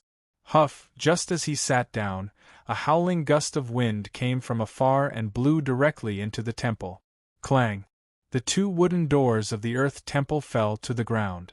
It's here. Yi Fan narrowed his eyes and thought to himself. Whoosh! As Yi Fan was thinking, an old woman with a crooked body and a walking stick floated in from outside the temple. The reason why it was said to be floating was because the old woman's body was 3 inches above the ground and her feet were not touching the ground. After seeing the old woman's appearance, Yi Fan, who was sitting on the ground, felt his scalp tighten. Even as the king of the devil realm, he was truly shocked by this monster in front of him. The old woman had a sharp mouth and monkey cheek. She was wrinkled, her skin was sallow, her ears were pointy, her hair was as white as snow, and she was wearing a coarse blue coat. What was even more terrifying was her eyes. Her eyes were cold and full of white. They were 3 times bigger than a normal person. If it were anyone else, they would definitely be scared to death by this monster. Rumble Kacha. The moment the old woman floated into the house, the lightning stopped above the Earth Temple. Pangling does not disperse. Hiss! Hiss! After entering the house, the old woman used her collapsed and twisted nose to smell around. With a sniff, the old woman laughed, revealing a mouth full of sharp teeth. I didn't expect there to be a living person here. Her voice was thin and sharp, making one's hair stand on end. As the old woman spoke, she slowly turned her head towards Yi Fan. Her pair of white eyes revealed an ominous glint. At the same time, her small feet landed on the ground. Why is it inconvenient for this old woman's eyes? As Yi Fan spoke, he picked up a piece of pastry from his bag and placed it in his mouth. Luckily, Akatsuki and Xiao Zhao had already hidden themselves. If they were to see this, they would definitely faint from fright. Mr. is so brave. Seeing this old woman, you are actually not afraid. Hee, the old woman laughed strangely. As she laughed, she leaned on her walking stick and slowly walked towards Yi Fan. Tap, tap, tap. In this pitch-black darkness, the sound of the old woman's walking stick hitting the ground was very clear.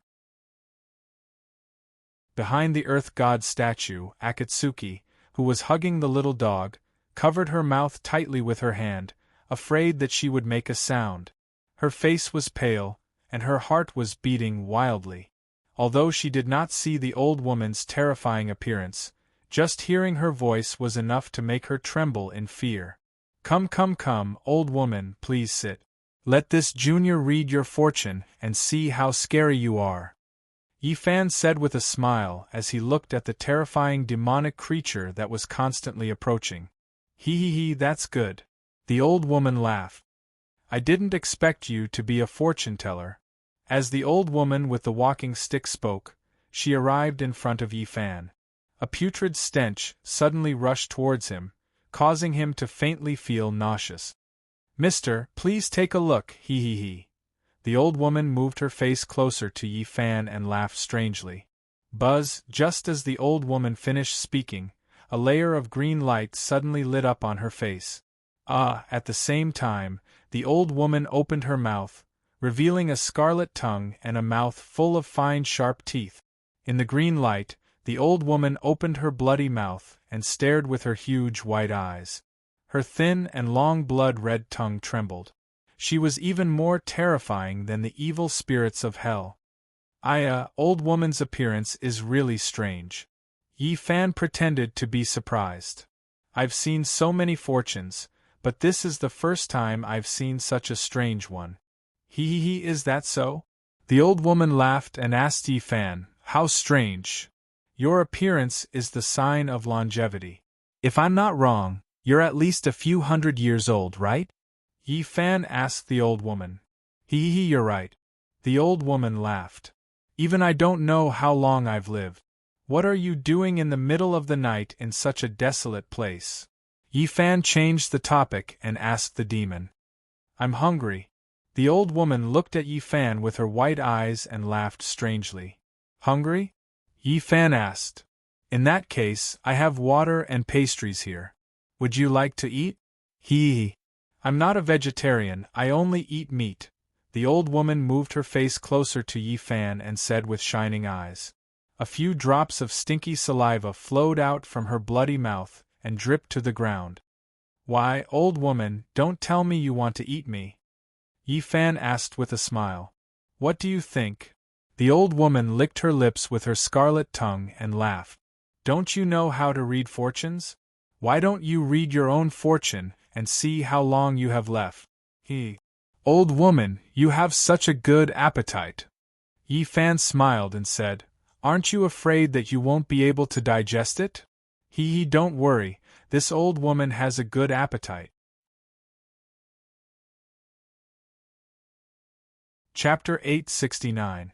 The old lady was extremely fast, bringing along a gust of cold wind as she pounced towards Yi Fan.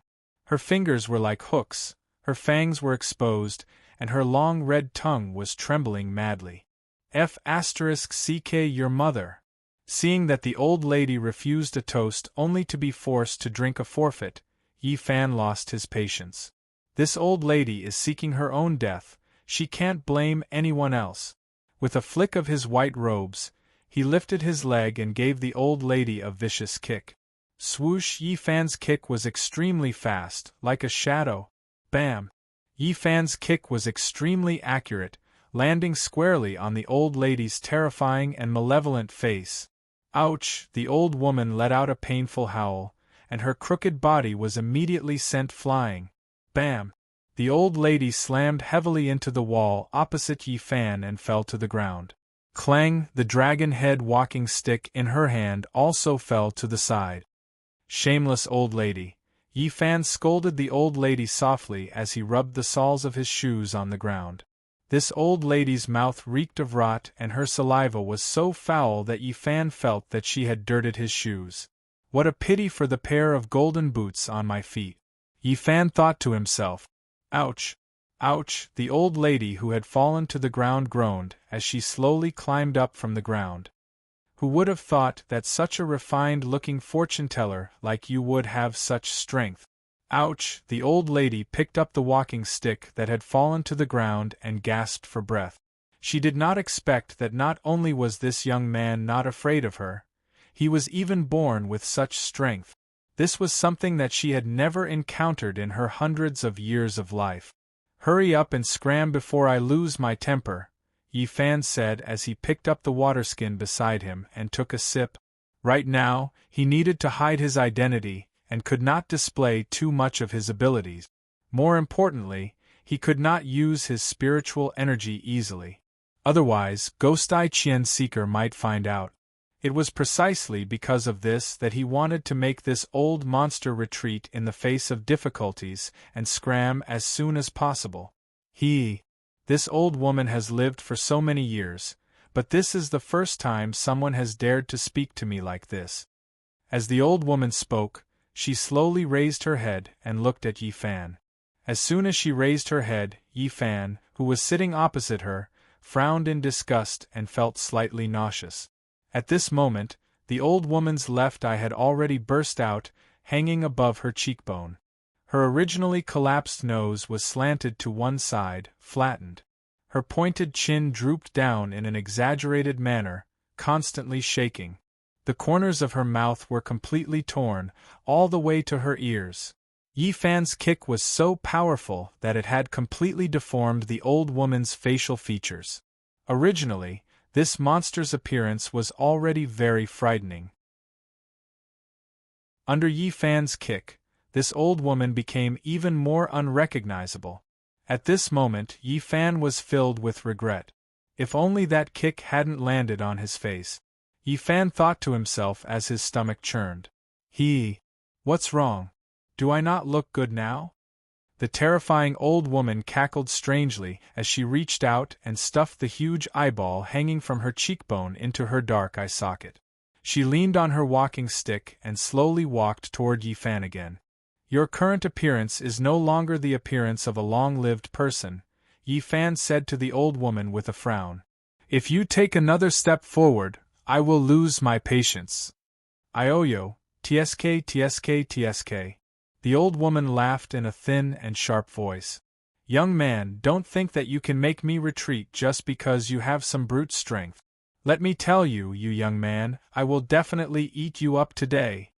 As the old woman spoke, her body began to slowly float off the ground. Whoosh! As the old woman's feet left the ground, countless black gas whizzed out of her eyes, ears, nose, and mouth.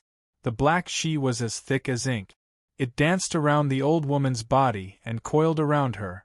At this moment, the old woman's body was floating in the air. Her blue robe was fluttering, her body was surrounded by black gas, and her face was glowing green. Boom! Kacha! In the sky above the temple, thunder roared and purple lightning flashed. You were chased by the heavenly lightning to this place. Not only did you not reflect on your mistakes and repent, but you are also stubborn and bloodthirsty. It seems that I will have to enforce justice on behalf of the heavens today. Yi Fan, who was sitting cross-legged, looked up at the old woman floating in the air and said calmly. Yi Fan was well aware of the reason why this monster had come to this place. The reason this old woman came here was to use the land of the gods to avoid the heavenly lightning. Although the local god's position was low, he was still a god appointed by the Emperor of Heaven. The temple he lived in was naturally sacred and inviolable. This temple had been abandoned for a long time. No one worshipped it, and it was the land of the gods. For a monster, it was the best place to avoid the heavenly lightning. This was also the reason why there were so many strange things happening in the abandoned temple. I didn't expect a fortune-teller like you to know so much. You can actually tell that I am avoiding the heavenly lightning. In the air, the old woman, who was surrounded by black gas and glowing green, squinted her eyes and said, Yi Fan was right. The reason she came here was to avoid the heavenly lightning. If she hadn't hidden in this abandoned earth temple in time, the heavenly lightning outside would have bombarded her to the point where not even her bones would be left, and her soul would have been destroyed. Logically speaking, if she risked her life to avoid the lightning tribulation, she should be kind, repent, and beg the heavens to forgive her. But as the saying goes, it is easy to change mountains and rivers, but difficult to change one's nature. When she saw that there were living people in the temple, the monster's greedy and bloodthirsty nature appeared again. Not only could she avoid the heavenly lightning, she could also devour living people to increase her cultivation. It was simply killing two birds with one stone. But unfortunately, this monster thought too simply of Yi Fan. The person she wanted to eat was not an ordinary person, but the reincarnation of Eldritch, the king of the devil realm.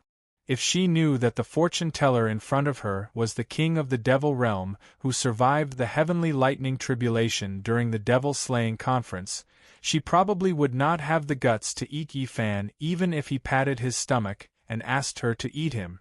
As the saying goes, when one meets by chance, one will reap what they sow. This old monster who tormented living beings and had a hand full of murderous sins thought that she could be safe after avoiding the heavenly lightning. But she did not know that karma was a cycle. How could a monster who was determined to be killed by Eldritch live? If I were you, I would leave this place right now and let the heavenly lightning give me a quick death. Otherwise, I'll die even more miserably. Yi Fan calmly looked at the old woman who was brimming with energy and slowly spoke. As he spoke, he gently picked up a piece of pastry and put it into his mouth. Ha ha ha. Yi Fan's words made the old woman, who was floating in the air, laugh out loud. Fortune teller, you sure talk big. The old woman laughed with a shrill, thin, and terrifying voice. Today, this old woman wants to see how much weight you have, kid. Who, as the old woman spoke, the energy around her body suddenly exploded. You brought this upon yourself. Yi Fan said slowly, today, I will help the local god get rid of you, this scourge. As Yi Fan said that, his 5 fingers curled into a claw and sucked towards the candle in front of the local god's statue. Shwa! The large red candle was instantly sucked into Yi Fan's hand. Although this red candle was a flickering candle, it was still half a foot long. Adding the half-a-foot pure copper candlestick, it added up to a total of 1 foot long. After getting the candlestick, Yi Fan stretched out his left hand and lightly flicked the wick of the red candle. Ting! The red candle in Yi Fan's hand was instantly lit up. Most of the things that were enshrined in front of the god's statue had the effect of driving away evil spirits. This red candle was one of them. Even the wedding candles had the effect of driving away evil spirits, not to mention the incense in front of the god's statue. Yi Fan had heard the little Taoist boy Mingyu mention this before, so he thought of using this item to deal with the demon in front of him. Since he could not use his spiritual power, he could only do this for now. You think that a mere incense in front of the god's statue can deal with me? Seeing Yi Fan light the incense, the old woman sneered. To deal with a demon like you, a flickering candle is enough. Yi Fan said with a smile as he held the candlestick in his hand that was emitting a weak light. Arrogant words, shameless boasting. The old woman, who was surrounded by energy, said. Her body instantly rushed forward and whistled towards Yi Fan. A cold wind blew, and black energy filled the air. The whole temple was filled with a fierce wind, whistling. The demon was extremely fast, and rushed in front of Yi Fan in an instant, less than 3 feet away from Yi Fan. Good timing! Yi Fan, who was sitting cross-legged, narrowed his eyes, and a murderous intent appeared. He quickly put the flickering red candle to his mouth, then took a deep breath, and suddenly blew at the weak flame on the candle. Yi Fan's breath was not an ordinary breath. This was the heat energy that he extracted from the fire snake's dragon pearl in his body with his telekinesis. Whoosh! The chi of the dragon pearl was ignited by the candle and instantly exploded. A huge flame shot out from the candle and whistled towards the old woman. The flame was 3 feet thick and the heat was terrifying.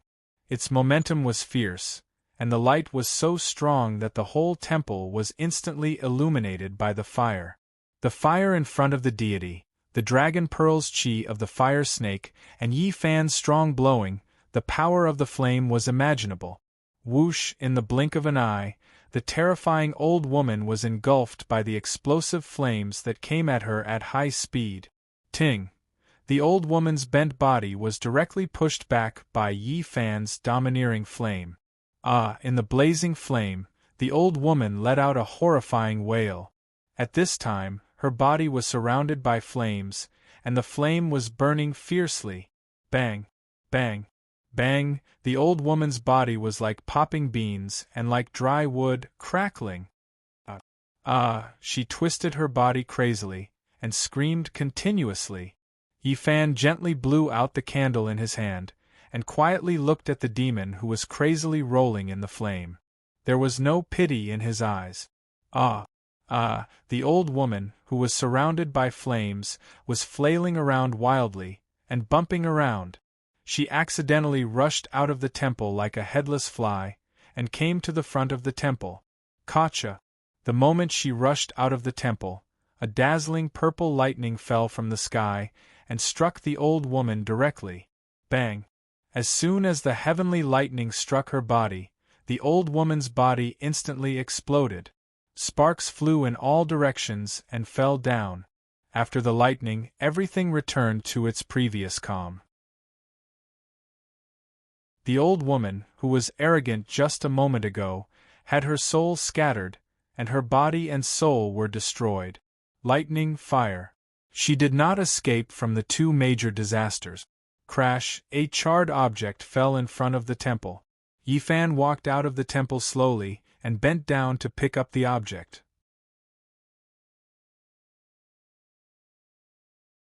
Chapter 870.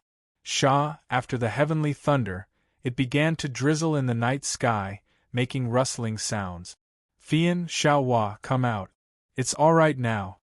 Yi Fan yelled as he picked up the two temple doors on the ground.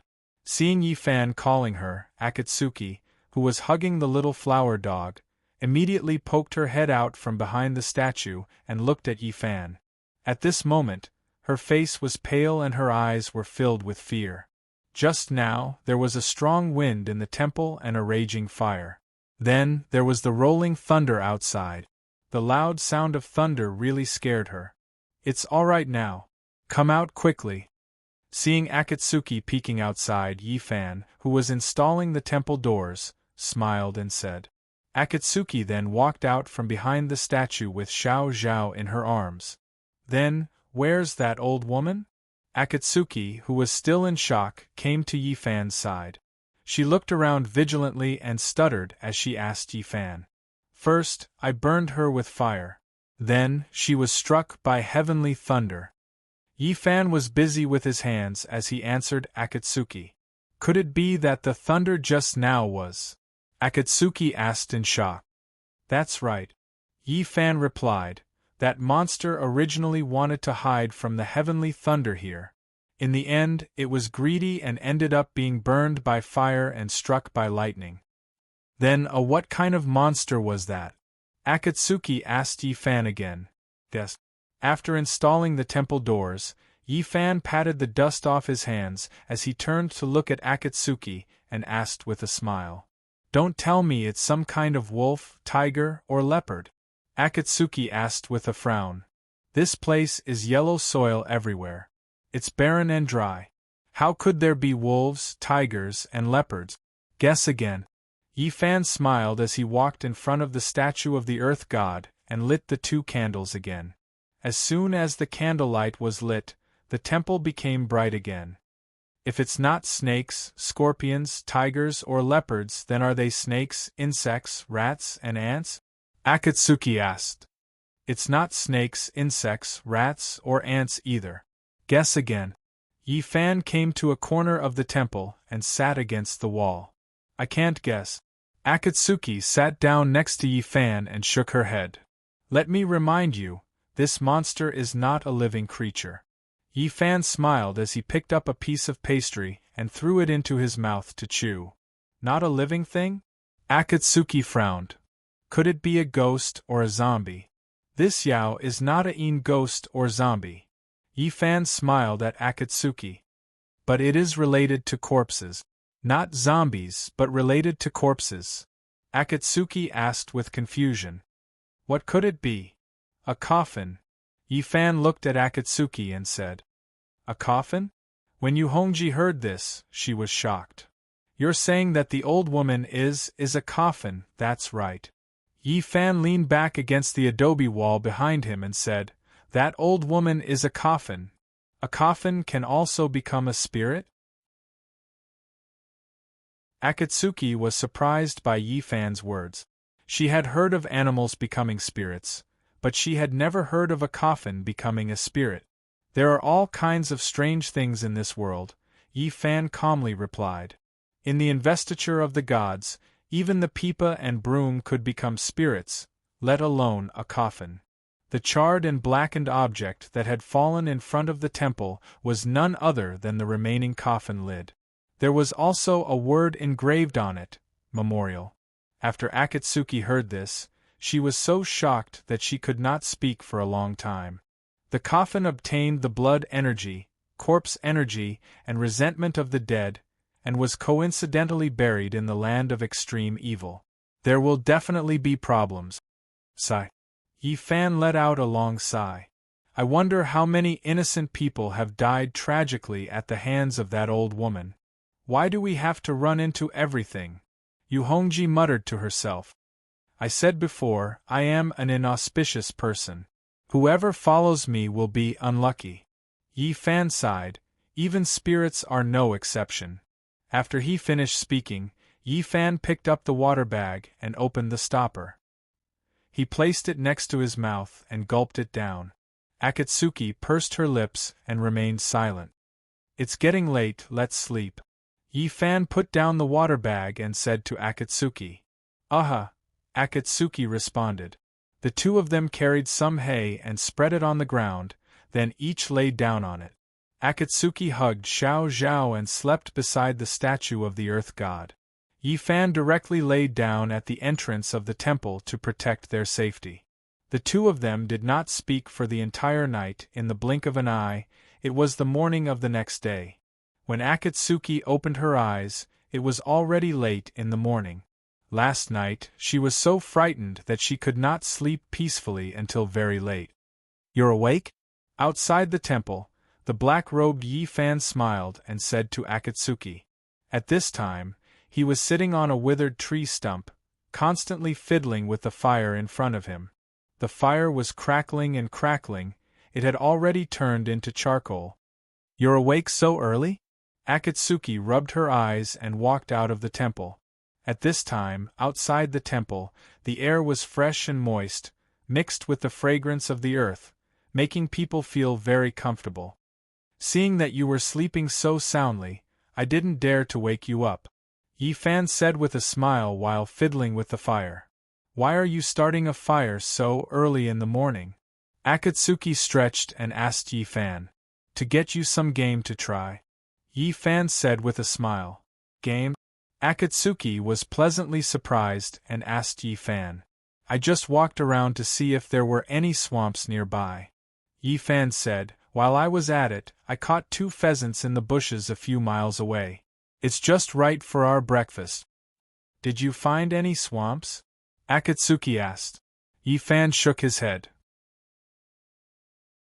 This place was crisscrossed with ravines, and even vegetation was extremely scarce.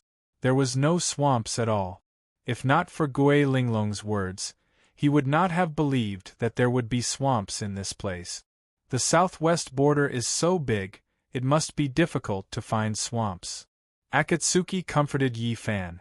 Let's go slowly, we will definitely find them. Yi Fan nodded. Where are the pheasants? Akatsuki asked Yi Fan. Why didn't I see them? Under the fire, Yi Fan replied with a smile. There is so much yellow soil here, so I mixed it with yellow mud and made beggar's chicken. That's great. Akatsuki was pleasantly surprised when she heard Yi Fan's words. I haven't eaten your food in a long time. Go wake Xiaohua up. This beggar's chicken will be ready soon. Yi Fan said to Akatsuki. Okay, I'll go now. Akatsuki turned around and walked into the temple to wake up Xiao Zhao, who was still sleeping soundly. Yi Fan used a branch to push aside the charcoal on the fire, then picked out the 2 balls of mud buried under it. He patted the air with his palm, and the yellow mud wrapped around the pheasant immediately fell off, revealing the fat and tender chicken meat. Wow, it smells so good. Akatsuki walked out of the temple with the sleepy Xiao Zhao in her arms. As soon as she smelled the fragrance of the pheasant, the sleepy Xiao Zhao immediately became alert. She jumped down from Akatsuki's arms and trotted to Yi Fan's side. Looking at the fragrant pheasant, Xiao Zhao's eyes lit up and she drooled. Following Yi Fan, there was always good food to eat. Gluttonous fella. Yi Fan chuckled as he tore off a drumstick and passed it to Xiao Zhao. Xiao Zhao, who was in her puppy form, grabbed the drumstick and wolfed it down. This is for you. Be careful, it's hot. Yi Fan tore off another drumstick and passed it to Akatsuki. Akatsuki received the drumstick and lifted her veil gently. She opened her mouth gently and started eating. Even though she had changed her attire, her appearance remained the same. In order to prevent Ghost Eyes Qian Seeker from discovering them, she had to wear her veil at all times. Where are we going later? Akatsuki asked Yi Fan as she ate the drumstick. We'll continue heading in the southwest direction and find a town to settle down. We'll scout around carefully. Yi Fan tore off a chicken wing and said, after a round of eating, the two of them and the fox stepped onto the mountain path once more. This time around, the two of them executed their movement skills. Of course, they did not fly through the air. Instead, they executed a technique called land flight, tapping their toes on the ground and leaping. For people of the pugilistic world, such a movement skill was nothing special. Their actions would not raise any suspicions at all. The two of them did not stop and leaped without stopping. Before long, they had traveled close to 100 miles. There's a small town not too far ahead.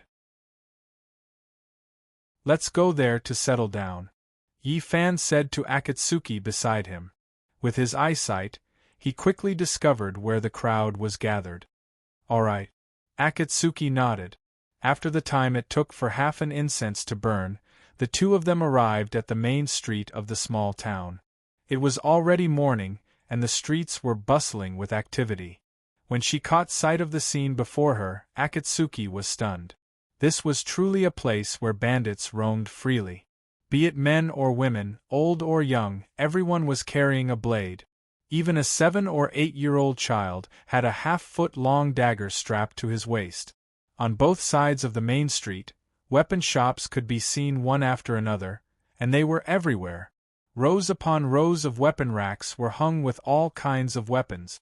The blades were flashing and the shadows of the swords were eerie. All kinds of clanking sounds of hammering could be heard incessantly. In all the shops, there were several shirtless burly men standing there. Some of them were hammering the weapons in front of the iron furnace, some were sharpening the weapons, and some were arranging the newly forged weapons neatly. It could be said that each of them was performing their duties in an orderly manner. Seeing this scene, Yi Fan smiled. Everything here made him, who was from a family of weaponsmiths, feel very familiar. Being in this place made him feel as if he had returned to his youth. This is really a good place, Yi Fan said with a smile. Everyone here carries a blade. The people here must be tough and the security is extremely poor. How can it be a good place? Akatsuki looked at the forest of blades and arrows around her and frowned. You're wrong. Yi Fan looked around and said with a smile, just because everyone carries a blade doesn't mean that they're valiant. You're even carrying a phoenix wing blade. Could it be that you're also a valiant person? Akatsuki was rendered speechless by Yi Fan. Because everyone here carries a blade, the security here must be very good. Do you understand? Yi Fan turned his head and asked Akatsuki. Akatsuki nodded and seemed to understand. Everyone had a weapon.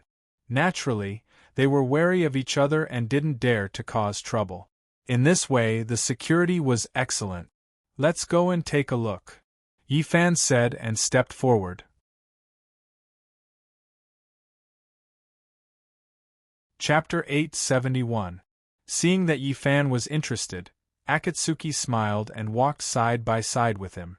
Yi Fan liked weapons, but so did she. Akatsuki had always been interested in the weapon culture of the Central Plains.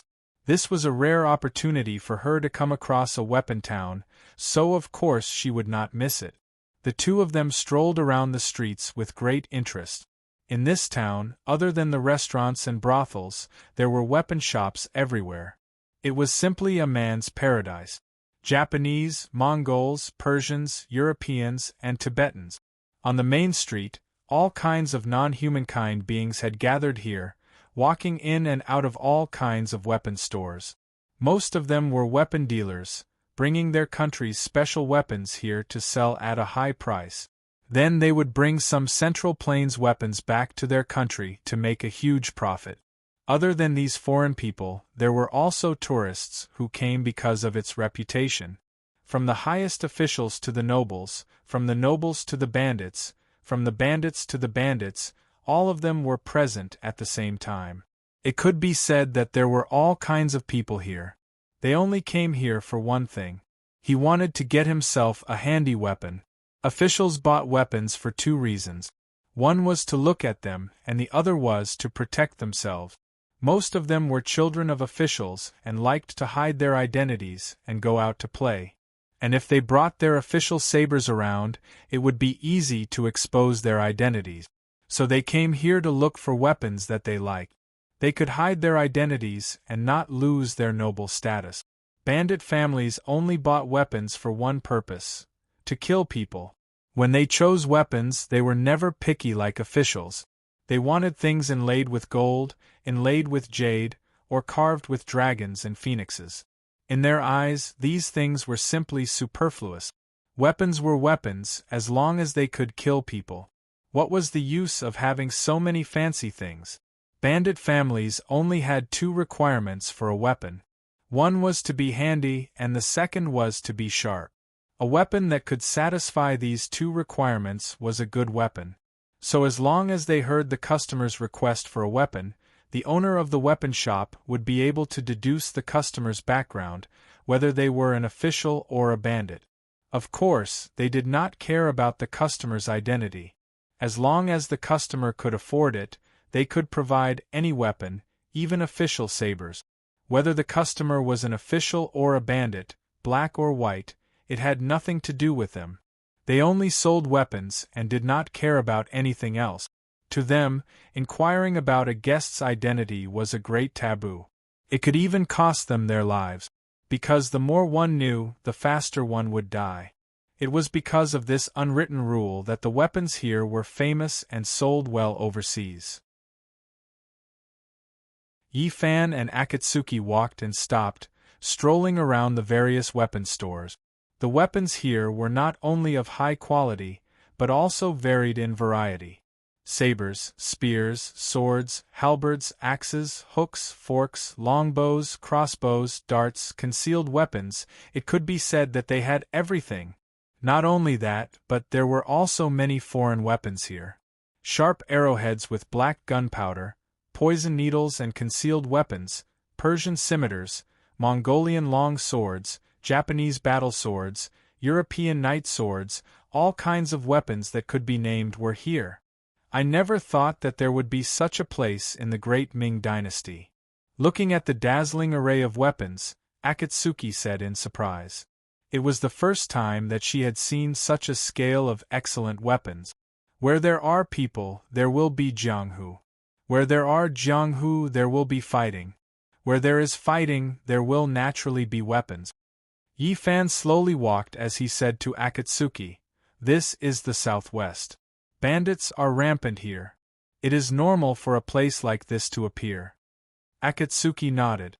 There were many beauties in Jiangnan, so there were many brothels. There were many bandits here, so naturally there were many weapons. The two were the same. Let's go pick a few weapons and ask the locals about the swamps. Yi-fan looked around the weapon stores and said, You want to buy weapons?" Akatsuki asked Yi-fan. Yi-fan's words made her feel a little surprised. "That's right."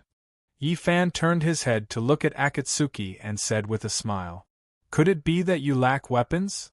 Akatsuki asked Yi-fan. Frost Dragon, Parting Fire, Blood Drinker, Waning Moon. The four divine weapons that could slay immortals and gods were all in Yi-fan's hands. How could he lack weapons? To him, there were a few things that he would never lack. Money, women, cultivation, weapons. It's true that I don't lack weapons. However, don't forget that I need to hide my identity right now. I can't use those few divine weapons easily. Therefore, I can only buy a few at the last minute to make myself look presentable, Yi Fan said. Since he wanted to hide his identity, he would do it until the end. He could not reveal any flaws. The moment he used the divine weapons, that ghost eyes thousand seeker might find out. Yi Fan could use a camouflage to change the appearance of those divine weapons, but he could not change their domineering power. It was because of this that Yi Fan wanted to buy weapons here. Do you think you can still use weapons now? Akatsuki asked Yi Fan. With Yi Fan's current cultivation, even a top-notch expert would not be able to get close to him, let alone force him to use a weapon. I can't use my spiritual energy now. Yi Fan turned around and said, Since I can't use my spiritual energy, I can only use weapons to make up for it. That's true. Akatsuki nodded. As the two of them talked, they stopped in front of a weapon shop that had an ancient style. The name of this weapon shop was very special. It was called Head Nodding Ground. This name had a deep meaning and could be said to be appropriate. Head Nodding Ground could only be used in two situations. One was to kowtow, and the other was to cut off one's head. Kowtowing meant that the other party was begging for mercy. Cutting off one's head meant that the other party was killed. For a weapon shop, this name could not be more suitable. Head Nodding Ground? Interesting, let's go in and take a look. Yi Fan smiled as he walked towards the weapon shop. Akatsuki was also amused by the name and followed Yi Fan in. The two of you, would you like to choose a weapon? As soon as the two of them entered the shopkeeper dressed in luxurious clothes greeted them politely. The two of them were dressed like martial artists, so the shopkeeper did not dare to neglect them. Do you have any better weapons in your shop? Yi Fan asked as he looked around at the various weapons hanging on the wall of the shop. The weapons sold in our shop are all of excellent workmanship and high quality. The price is also fair, the shopkeeper said to the two of them. What kind of weapon do the two of you want? I don't know what kind of weapon I want, Yi Fan said. He usually used magical weapons. Now that he was asked to use an ordinary weapon, of course he did not know what to choose. The shopkeeper was stunned. He had seen all kinds of customers, but he had never seen a customer who did not know his preferences. This is difficult for me. The shopkeeper smiled awkwardly. In his opinion, the young man in front of him should be a young master who came out to play. It was very likely that he had never used a weapon before. Otherwise, how could he not know what kind of weapon he liked to use? Why don't you recommend something to me? Yi Fan looked at the shopkeeper and said with a smile. The shopkeeper was stunned at first, then he smiled. Good. Good. He politely extended his hand. The two of you have a seat.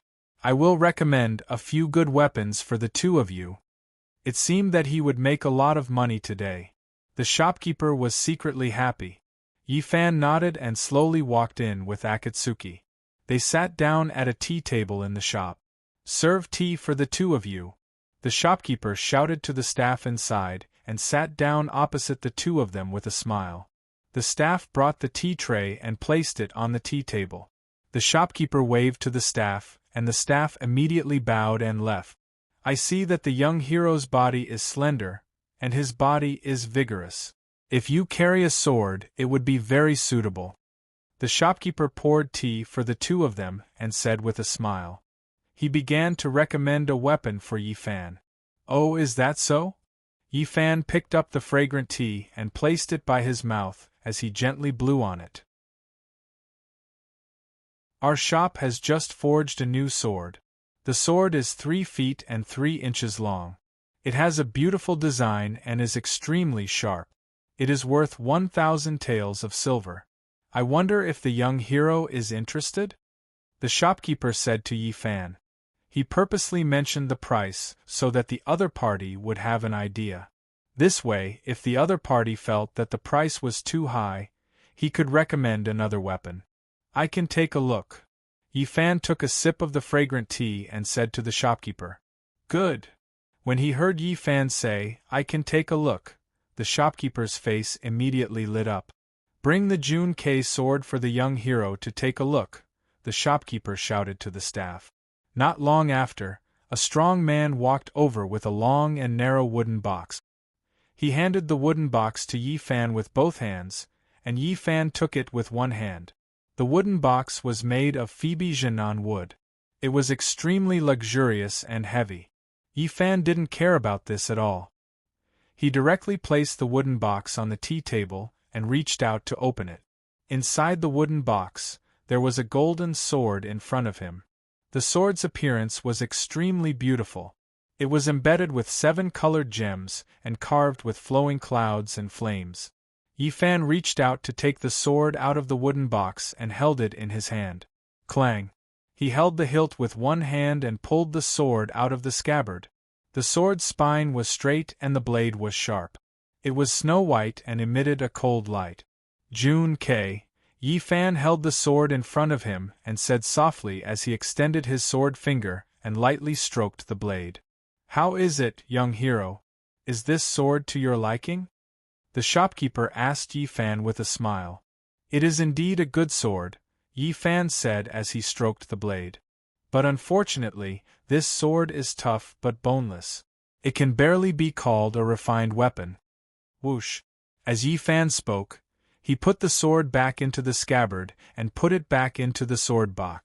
Obviously, he didn't like this sword.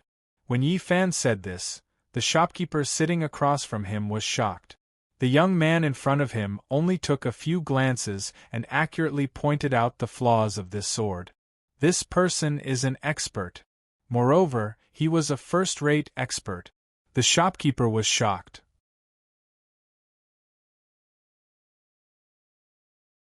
Chapter 872. This.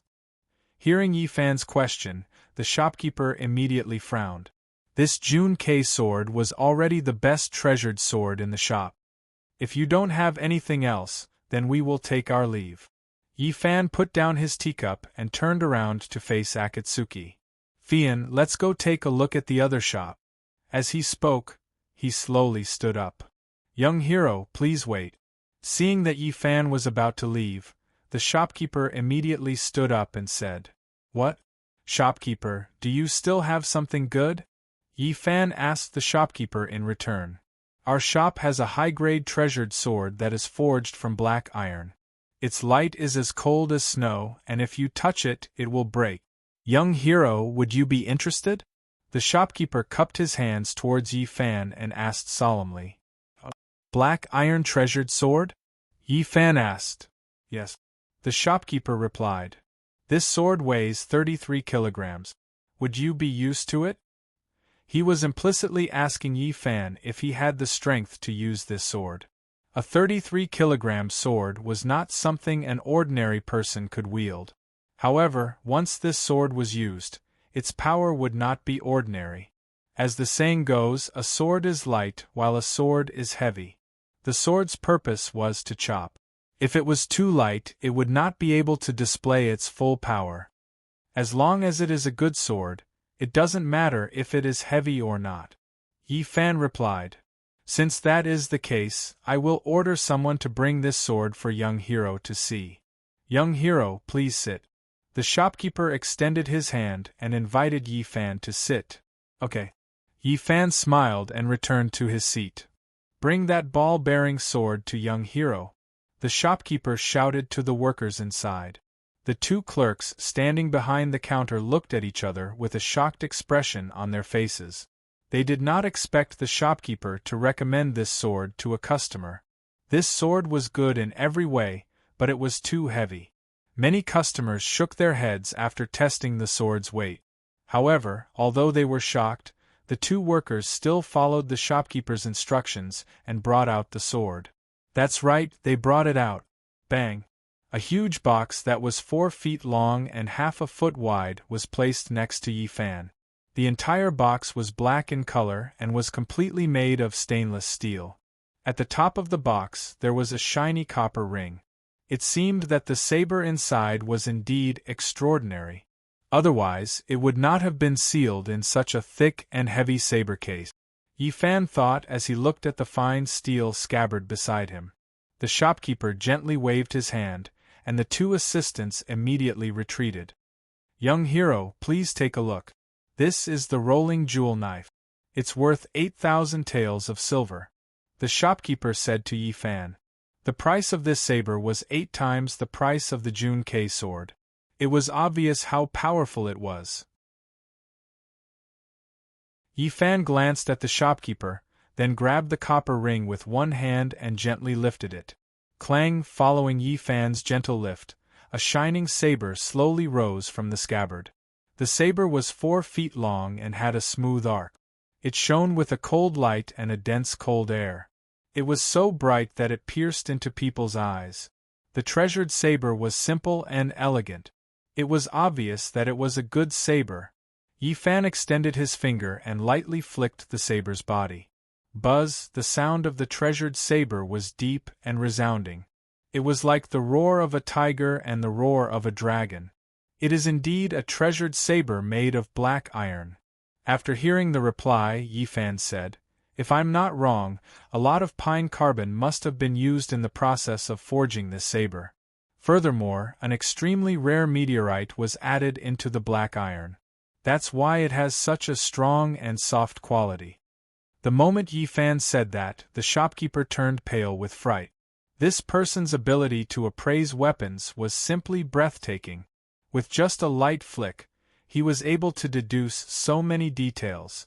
I did not expect young hero to be an expert in appraising weapons at such a young age. Sorry for the disrespect. The shopkeeper cupped his fists and bowed deeply to Yi Fan. Shopkeeper, you're being too courteous.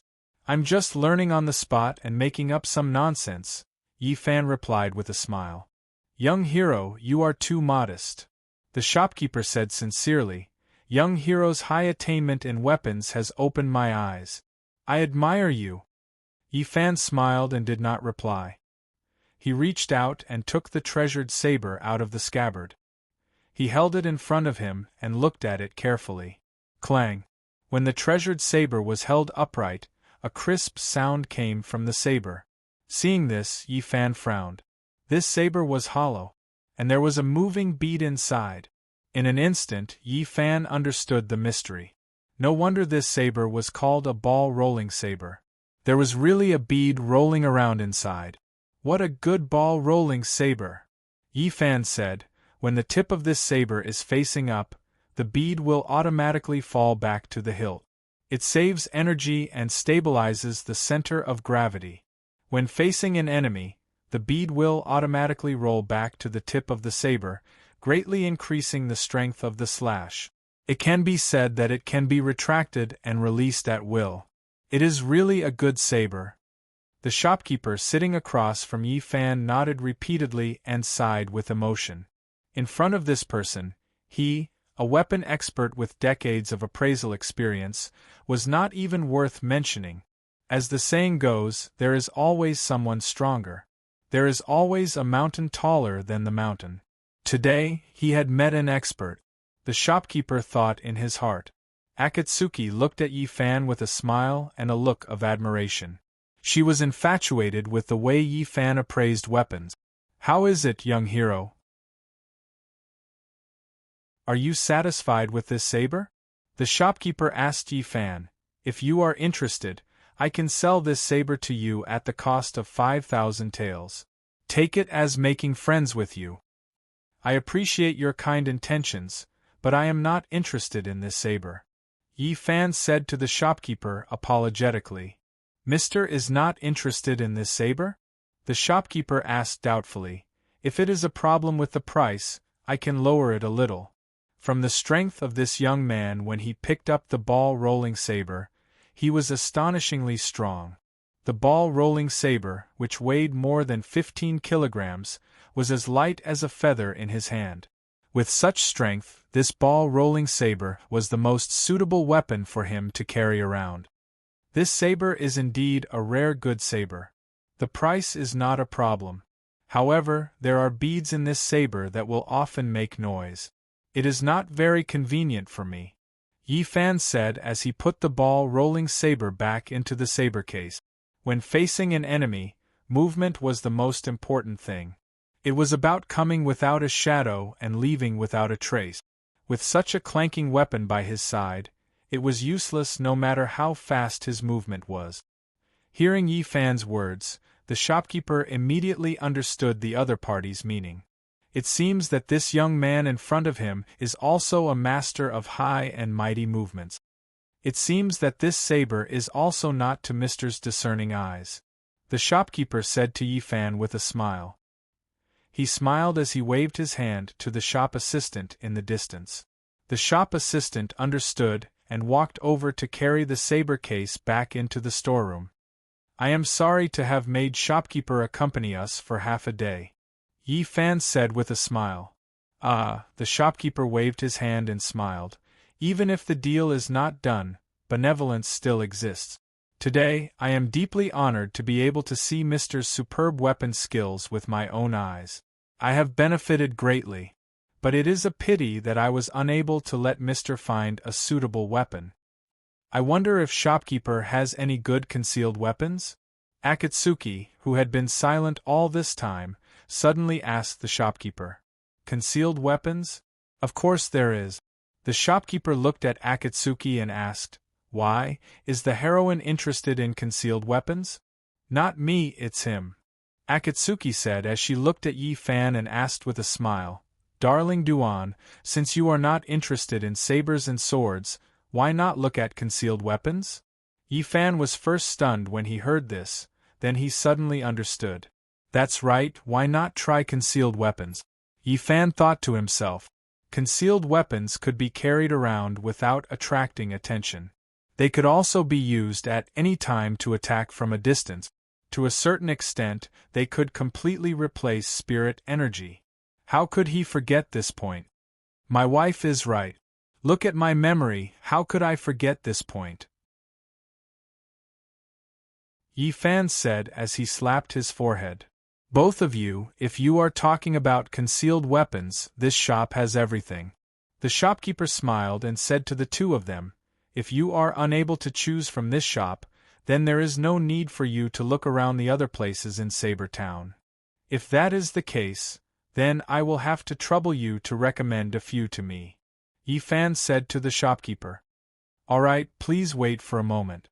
I will go to the secret room and retrieve the concealed weapons from the bottom of the box. I guarantee that you will be satisfied, the shopkeeper said as he got up and walked inside. Concealed weapons were not ordinary weapons. They could kill people without leaving a trace. He had to take care of these things personally. Otherwise, if a worker with ulterior motives stole them and used them to kill people, the consequences would be unimaginable. Not long after, the shopkeeper came out. He carried a box that was 1 foot wide and 3 feet long and slowly walked in front of the two of them. All the superior concealed weapons in this shop are all here, the shopkeeper said as he placed the box on the table. Since they were concealed weapons, they were naturally small and did not take up much space. 1 box was enough. The first concealed weapon I recommend to Mr. is called Cloud-Piercing Arrow. Please take a look. The shopkeeper opened the box with a key and took out a bundle of sleeve arrows. He handed it to Yi Fan with both hands. Yi Fan reached out to take it and examined it carefully. The so-called sleeve arrow was a concealed weapon worn on the wrist. When facing an enemy, when the enemy was unprepared, the weapon could be fired by raising the hand. The bundle of sleeve arrows in Yi Fan's hands was extremely exquisite.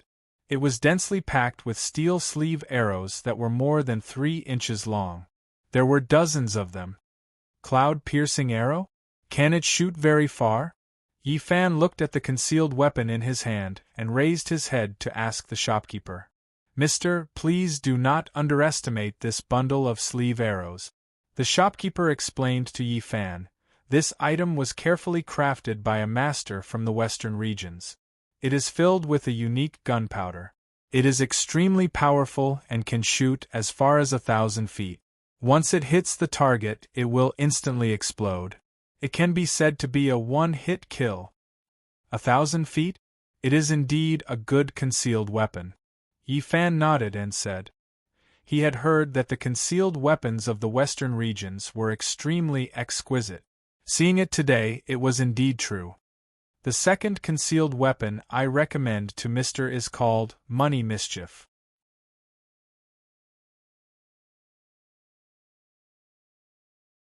Chapter 873. Money Mischief?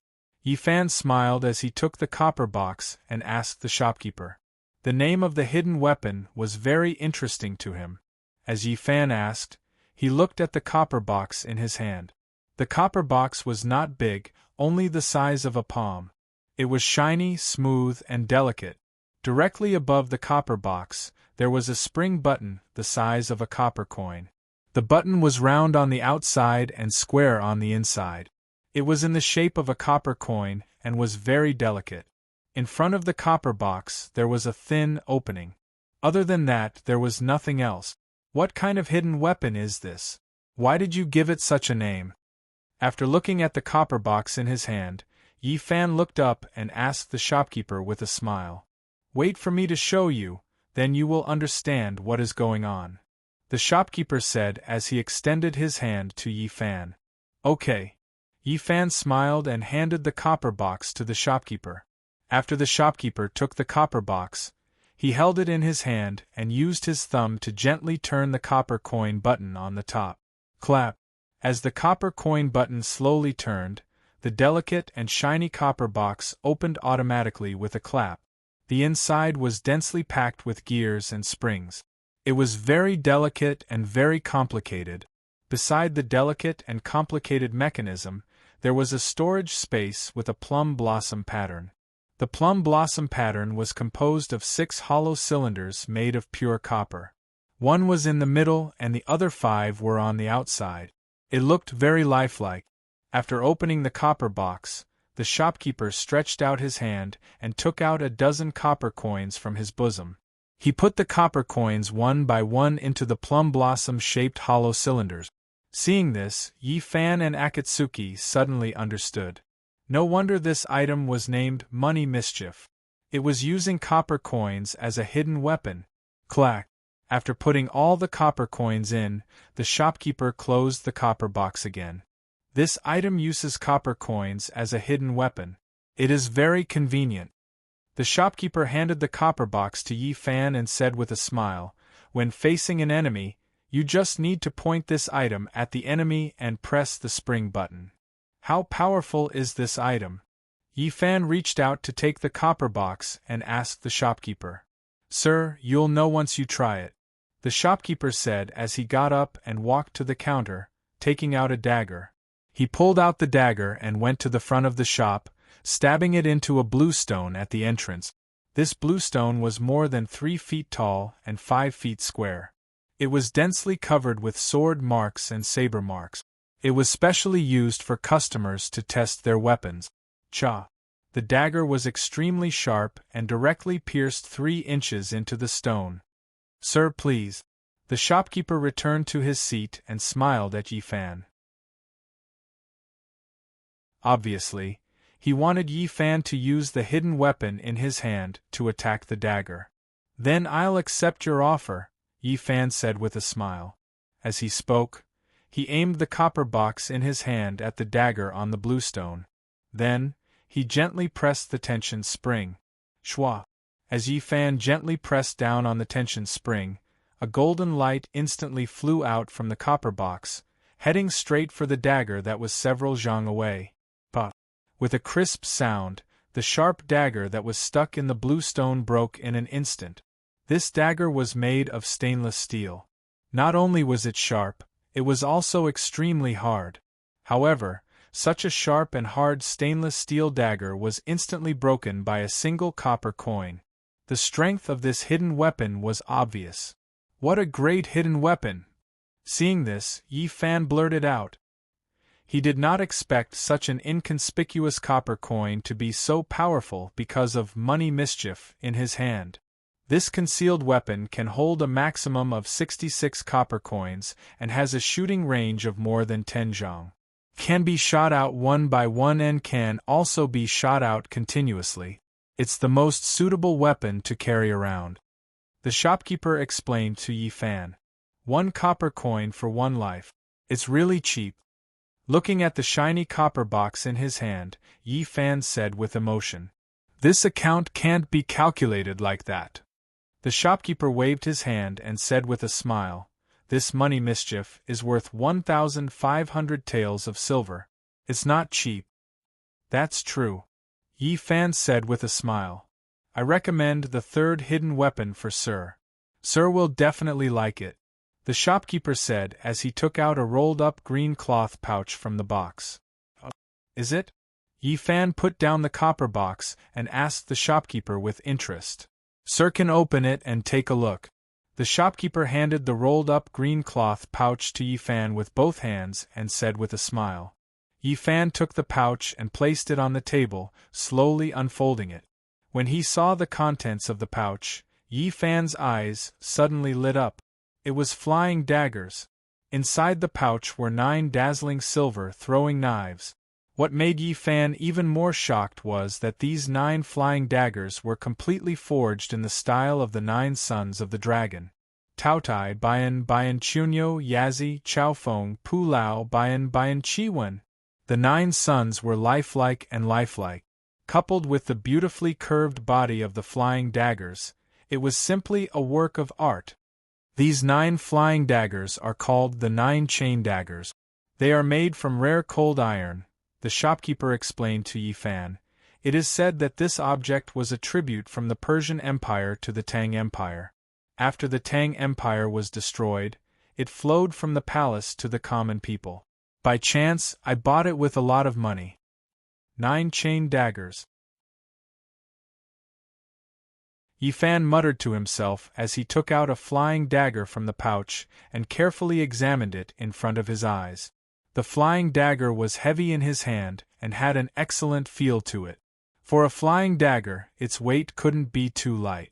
Otherwise, in the process of flying, it would be easily affected by the airflow and lose its accuracy. 9 sheaths of the frost dragon, 9 chain daggers. Was it God's will that he encountered these 9 flying daggers?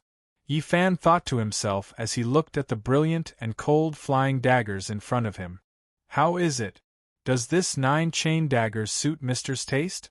The shopkeeper asked Yi Fan with a smile. Shopkeeper's guess is correct. These 9 flying daggers do suit my taste. Yi Fan gently inserted the flying dagger in his hand into the pouch and said to the shopkeeper with a smile. I can finally satisfy Mister.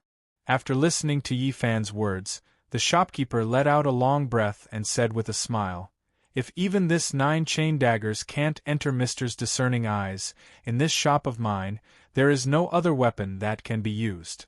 Cloud-piercing arrow, money-making mischief, 9 chain daggers, these 3 hidden weapons together, how much does it cost in total? Yi Fan picked up his tea and leaned heavily on the back of the chair as he asked the shopkeeper. What? Mister wants all 3 of these hidden weapons? The shopkeeper was pleasantly surprised. That's right, I want all of them, Yi Fan said as he drank his tea. Cloud-piercing arrow is 1,300 taels, money-making mischief is 1,500 taels, and the 9 chain daggers is an item of the imperial family, so they are slightly more expensive, requiring 6,500 taels. The total is 9,300 taels. The shopkeeper said, Mister wants a lot, and your skill with weapons is at the peak of perfection. This old man admires Mister very much, and regrets that I didn't meet you sooner, so I will give you a discount. I will only charge you 7,000 taels of fine silver, and give you an extra 12 cloud-piercing arrows. What do you think? After hearing this, Yi Fan smiled. He put down the fragrant tea, took out a large stack of banknotes, and then took one out. This is the banknote, please keep it safe, shopkeeper. Keep the rest of the change. Yi Fan handed the banknote to the shopkeeper and said with a smile. The shopkeeper took it with both hands. When he saw the amount on the banknote, the shopkeeper immediately turned pale with fright. 1,000 taels of gold? The shopkeeper said in shock. If 1,000 taels of gold were to be exchanged for fine silver, it would be at least 10,000 taels. Mister, this is too much, the shopkeeper said to Yi Fan. It's rare to find a weapon that you like, so you don't have to be so polite. Yi Fan said to the shopkeeper with a smile, but there is one thing that I want to ask you, shopkeeper. I don't know if you know about it. Mr. may not know, but in our line of work, we never inquire about the identity of our customers. Even if we know, we will keep it a secret and never reveal it. The shopkeeper said to Yi Fan with an apologetic expression, If Mr. wishes to inquire about our customers, then this old man cannot comply. Yi Fan was stunned at first, but then he shook his head and smiled. The shopkeeper thought that he wanted to inquire about the identity of other people. Shopkeeper, don't worry, we are not inquiring about your customers. We just want to inquire about a place, Akatsuki said from the side. Hearing Akatsuki's words, the shopkeeper couldn't help but laugh. This old man has misunderstood the two of you. I am ashamed, I am ashamed. The shopkeeper cupped his hands to express his apology and said, May I know what the two of you wish to inquire about is? As long as this old man knows, I will tell you the truth. May I ask where there are swamps in the southwest border? Yi Fan asked the shopkeeper. Swamps? The shopkeeper frowned after hearing this. That's right, swamps. Yi Fan added. Swamps, swamps. The shopkeeper muttered to himself. This old man has opened this shop here for more than 30 years and has never heard of swamps in the southwest. When Yi Fan heard this, he immediately frowned. The two of you may not know, but in the southwest there are more droughts than rain. It is not as good as in Jiangnan, so there are no swamps at all. The shopkeeper continued. Then thank you, shopkeeper. Akatsuki said to the shopkeeper. This young lady is too polite. The shopkeeper replied. If that's the case, then we will take our leave. Yi Fan picked up the 3 concealed weapons and stood up to speak to the shopkeeper. I hope we can meet again someday. The shopkeeper cupped his hands and said to the two of them. Take care. Yi Fan smiled and slowly walked out of the shop with Akatsuki. The two of you, please wait a moment. Just as the two of them walked out of the shop, the shopkeeper chased after them with a small wooden box in his hand. Shopkeeper, is there anything else? Yi Fan turned around and asked the shopkeeper. Sir, have you forgotten? I promised to give you 12 more cloud-piercing arrows. The shopkeeper said as he handed the wooden box to Yi Fan. Thank you, shopkeeper. Yi Fan took the wooden box and said, I don't know why the two of you are looking for swamps here, but if the two of you still want to continue, I suggest that you continue to head southwest. The shopkeeper said to the two of them. Continue to head southwest? Why? Yi Fan frowned and asked. The terrain here is either mountains or plains. There are no potholes at all. The shopkeeper said to the two of them, But as far as I know, there is a place called Huang and I village, 300 miles southwest of here. There are many ravines and depressions there. I heard that there is also a small river. Maybe you can find swamps there.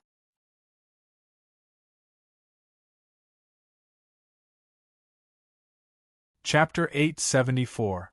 Half an hour later, Yi Fan and Akatsuki appeared on the mountain path. They used the land flight technique and flew toward the southwest at a high speed. Since the shopkeeper said that there might be swamps in Huang and I village, they should rush there without delay. Along the way, the two didn't stop, and it took them less than 2 hours to run more than 300 miles. Everything was as the shopkeeper said. This place was full of ravines and potholes.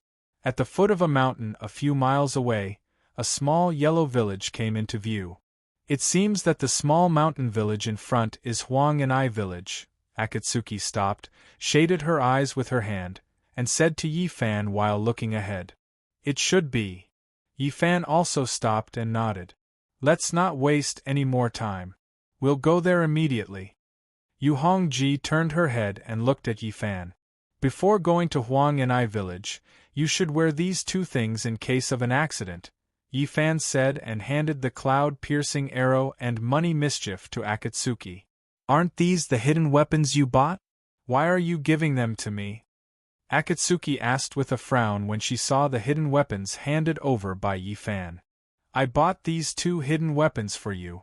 I only need the flying dagger, Yi Fan said as he stuffed the 2 hidden weapons into Akatsuki's hands. You bought them for me? Akatsuki was surprised.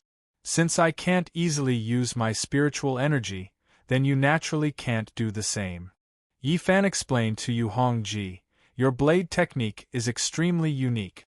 Once you use it, that ghost eyes thousand seeker might be able to see through our identities. So, for the time being, use these 2 hidden weapons to protect yourself. Don't use your phoenix wing blade and don't use your spiritual energy. Understand?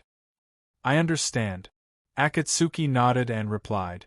She and Yi Fan often went on missions together, and since that ghost eyes thousand seeker was able to monitor Yi Fan's every move, she would naturally be extremely familiar with Yi Fan's spirit energy and blade technique.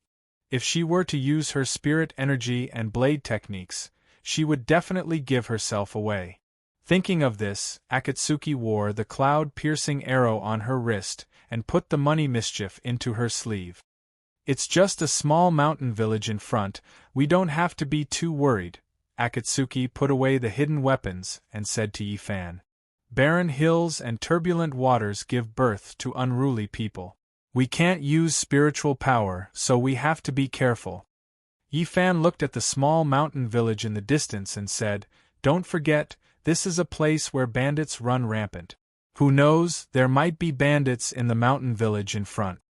As far as he knew, some bandits would pretend to be ordinary people, working at sunrise and resting at sunset. However, when they met a suitable target, they would cover their faces and change their clothes, instantly turning into fierce bandits who robbed people. In this way, the authorities would have no way to investigate. With the cloud-piercing arrow and money mischief, as long as the opponent wasn't a peerless expert, Akatsuki could definitely deal with them. You're right, I was careless, Akatsuki said in realization. When we get there, watch out for my signal, Yi Fan reminded Akatsuki. I understand, Akatsuki nodded. Let's go, Yi Fan said and stepped forward. Akatsuki followed closely behind. This time, the 2 of them didn't use their movement techniques, but walked step by step. They had to keep a low profile and not attract any attention. After an hour, the 2 of them arrived at the entrance of the village. The village in front of them wasn't big, there were about 300 families. In the open space in front of the village, there was a large amount of wheat, looking green and glossy. It seemed that the village didn't lack water, otherwise, it wouldn't be able to irrigate the crops. Yi Fan thought in his heart. At this time, the sky was already close to noon, the sun above their heads was scorching the earth, making their mouths dry and their tongues dry, dripping with sweat. Let's find an inn to stay first and rest for a while, Yi Fan said to Akatsuki. Akatsuki said while wiping her sweat. The 2 of them stepped into the village. Because it was lunchtime, there was no one on the streets of the village, only a few stray dogs occasionally passed by. The 2 of them searched for a long time, and finally found an inn on a dirt street not far from the entrance of the village. Although it was called an inn, it was actually a slightly larger house. The house was a 2-story earthen building, and there was a huge boxwood board hanging at the door, with the words written crookedly on it. The environment in this place was harsh, and there was little rain, except for the caravans of merchants passing by, who would have nothing better to do than to come to this place for recreation. Because of this, there were no decent inns here, and it was very rare to have such a place to rest temporarily. Let's go in. Yi Fan looked at the courtyard and then stepped in. Akatsuki nodded and walked side by side with Yi Fan. Woof, woof, woof. As soon as the 2 of them entered the courtyard, a huge dog sprang out from the corner of the wall and barked at the 2 of them while pulling the iron chain. Yi Fan turned his head and stared at the dog. Woo woo! Being stared at by Yi Fan, the dog suddenly lowered its head, whimpered, and ran back to its kennel with its tail between its legs. Although Yi Fan hid his spiritual power, he was after all a person who had gone through the thunder tribulation, and his eyes were like lightning, with both yin and yang. Animals like dogs were naturally sensitive to yin and yang. Therefore, after seeing Yi Fan's yin and yang eyes, the dog was naturally frightened. "Who is it?" The dog's barking alarmed the people in the house. The wooden door opened, and a bare-chested middle-aged man with bronze skin walked out of the house. "You are," after seeing Yi Fan and Akatsuki, the middle-aged man frowned and asked. The two people in front of him were dressed like martial artists, so he had to be careful. "Brother, we want to stay in the inn." Yi Fan cupped his hands and said to the middle-aged man. "Stay in the inn?" The middle-aged man asked the two of them warily. "How many people?" He was worried that the two people in front of him were the bandits' spies, so he was particularly vigilant. "Just the two of us and a puppy," Yi Fan replied. "Where did you two come from? Why did you come to our Huang and I village?" The middle-aged man continued to ask. "Why? Do we have to explain these things when we stay in the inn?" Yi Fan asked the middle-aged man in a lukewarm manner. The middle-aged man narrowed his eyes and stared at Yi Fan. Yi Fan also stared at the middle-aged man without blinking. "I don't think you're here to stay at the inn at all, but the outpost of the bandits," the middle-aged man said fiercely. The two people in front of him were dressed gorgeously. How could they come to such a desolate place to stay? There must be a problem. As he spoke, he put his hand to his mouth and blew a sharp whistle. Bang! As soon as the whistle sounded, the wooden door behind the middle-aged man was immediately knocked open. 7 or 8 bare-chested strong men carrying long knives and short sticks rushed out crazily from inside. "Second brother, what's the matter?" A muscular man with a curly beard asked the middle-aged man. "Big brother, they're the outposts sent by the bandits to scout the area." The middle-aged man pointed at Yi Fan and Xia Xiaoluo as he spoke to the curly-bearded man. The curly-bearded man heard the middle-aged man's words and immediately looked at Yi Fan and Xia Xiaoluo as he cursed. "Damn, they actually stepped on my head to scout the area. I'll say it again. We're here to stay at the inn, not to scout the area." Yi Fan said calmly. "Don't King quibble with me," the curly-bearded man shouted. "Brothers, tie them up for me." Clatter, as soon as the curly-bearded man gave the order, 7 or 8 strong men with knives, swords, and sticks surrounded Yi Fan and Akatsuki. They stared fiercely at the two of them as they narrowed the encirclement. Looking at the approaching men, Akatsuki frowned and looked at Yi Fan. Mr. Duan Akatsuki began to ask for Yi Fan's opinion. "Fian, I'm afraid I'll be too heavy-handed. I'll leave these people to you." Yi Fan took the little colorful dog from Akatsuki's arms as he spoke. What he meant was that he wanted Akatsuki to deal with these guys without taking their lives. After all, these people weren't bad people. They just misunderstood the two of them. It wasn't that he didn't want to fight, but he was really afraid that he would be too heavy-handed and hurt these people. After all, he was used to using spiritual power. He really couldn't control himself if he used ordinary fists and feet. Understood. Akatsuki was very smart and immediately understood the meaning of Yi Fan's words. "Go!" the curly-bearded man shouted in a low voice. As he spoke, he waved the big knife in his hand and slashed it towards Yi Fan. Yi Fan, who was carrying the little colorful dog, smiled and turned his body slightly, hiding behind Akatsuki. Bang! Akatsuki lifted her leg and kicked the curly-bearded man's chest.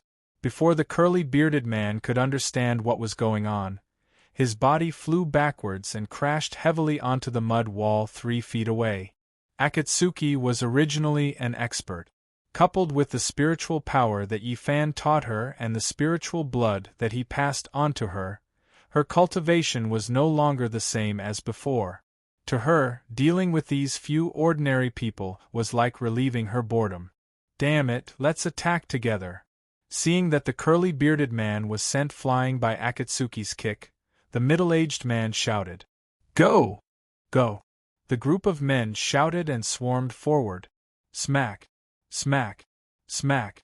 Smack! Akatsuki's left leg landed on the ground. Lifting her right leg gently, she executed a series of flying kicks elegantly. The shadows of her legs were everywhere and they landed accurately on the chests of all the men. Bang! Bang! Bang! Bang! All the men grunted and flew up before landing heavily on the ground. In the blink of an eye, all of them rolled on the ground and wailed incessantly. Akatsuki placed her right leg back on the ground slowly. Right from the beginning, her left leg did not move at all. You won't cry until you see the coffin. You won't turn back until you hit the wall.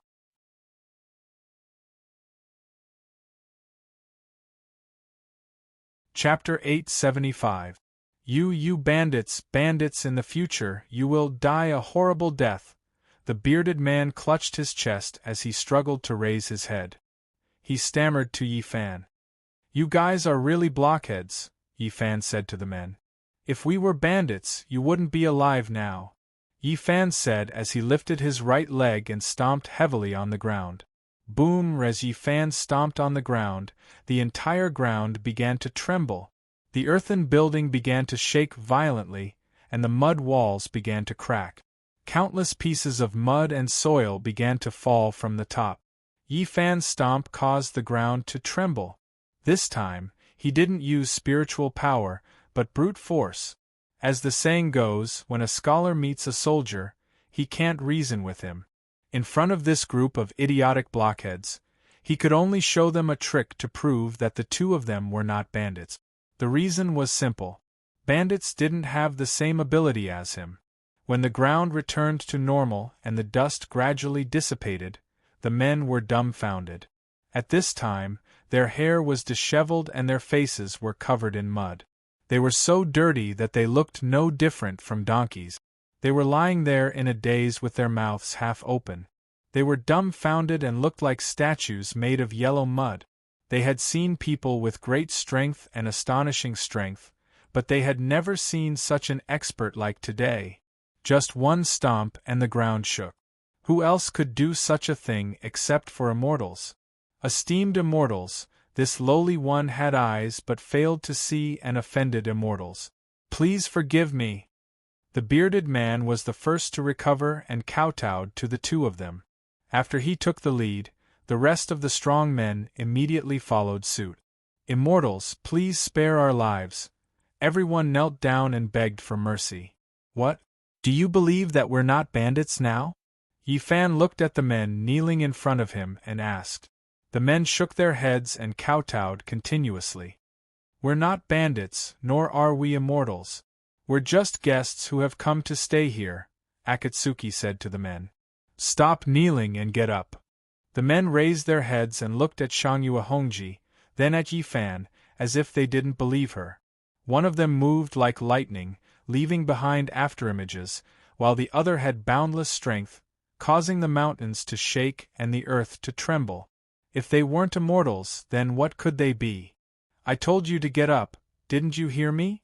Yi Fan asked without even looking up. Everyone shuddered and immediately stood up from the ground. Compared to the veiled Akatsuki, they were more afraid of Yi Fan. Find us a clean room, then prepare a table of food and wine for us and send it to our room, Yi Fan said coldly as he waved his hand at the wooden door of the earthen building. Slap, slap, slap. 3 streaks of golden light flashed past, and 3 shimmering golden leaves appeared on the wooden door of the earthen building. The golden leaves were inserted directly into the wooden door. Yes, yes. The bearded man wiped the cold sweat from his forehead and said to Yi Fan in a trembling voice, Please, please come with me. He extended his hand toward the two of them as he spoke. Yi Fan didn't refuse and stepped into the earthen building. Akatsuki followed closely behind him. Soon, the bearded man led the two of them to an extremely spacious bedroom. The bedroom was a suite and it was clean and tidy. Although it wasn't as luxurious as the rooms in large inns, it was still very unique. Elk heads were hung on the smooth earthen walls, and they looked extremely majestic. The wide chair was covered with a colorful tiger hide, giving it a domineering appearance. The bed was covered with an embroidered quilt of mandarin ducks playing in water, and it was stacked neatly. An exquisite white tea set with blue flowers was placed on the tea table, and there was not even a speck of dust on it. Esteemed guests, this is the best room in this shop. I wonder if you are satisfied with it? The bearded man asked the two of them carefully, not even daring to raise his head. After what had just happened, he was completely convinced by the two of them, so he was naturally very respectful and attentive. Yi Fan ignored the bearded man and walked directly into the room. He looked around the room a few times before turning to give Akatsuki a meaningful glance. Akatsuki understood and nodded lightly. "We'll take this room. You can go now," Akatsuki said to the bearded man. "Yes, yes." The bearded man felt as if he had been granted amnesty and turned to leave. "Wait a minute," Yi Fan coldly called out to the bearded man. The bearded man shivered and turned around. Sir, do you have any other orders?" The bearded man shouted and asked respectfully. "Bring up a few buckets of hot water, I want to take a bath." Yi Fan said. Yes, this little one understands. This little one will do it now," the bearded man hurriedly said and turned to leave. Not sure if it was because he was afraid or anxious, but when he was leaving, the bearded man slipped and almost fell on his face. Ha! After Akatsuki closed the door, Yi Fan suddenly burst out laughing. Akatsuki also couldn't help but laugh. The two of them had indeed frightened this group of burly men. Your move just now could be said to be a stroke of genius. It scared this group of men out of their wit. Akatsuki said with a smile. Making them afraid of us is only good for us. Yi Fan said as he slowly walked to the window and opened it to look outside. In the courtyard, those burly men were sweating profusely as they started a fire to cook, cutting meat and stir-frying vegetables. They were extremely busy. Towards these two mysterious guests, they didn't dare to slack off in the slightest. It must be hard on these uncouth men to prepare food for us. Looking at the lively scene outside the window, Akatsuki said with a smile. I just don't know how good their skills are. Yi Fan said with a smile. Won't we know when we try it later? Akatsuki asked Yi Fan. Whatever. It's better to have something to eat than nothing. Yi Fan said and closed the window again. The two of them took off their cloaks and sat on the wide tiger skin chair to rest. Xiao Zhao, who was transformed into a little colorful dog, ran around the room with a curious expression. Knock, knock, knock. After a while, there was a knock on the door. Come in.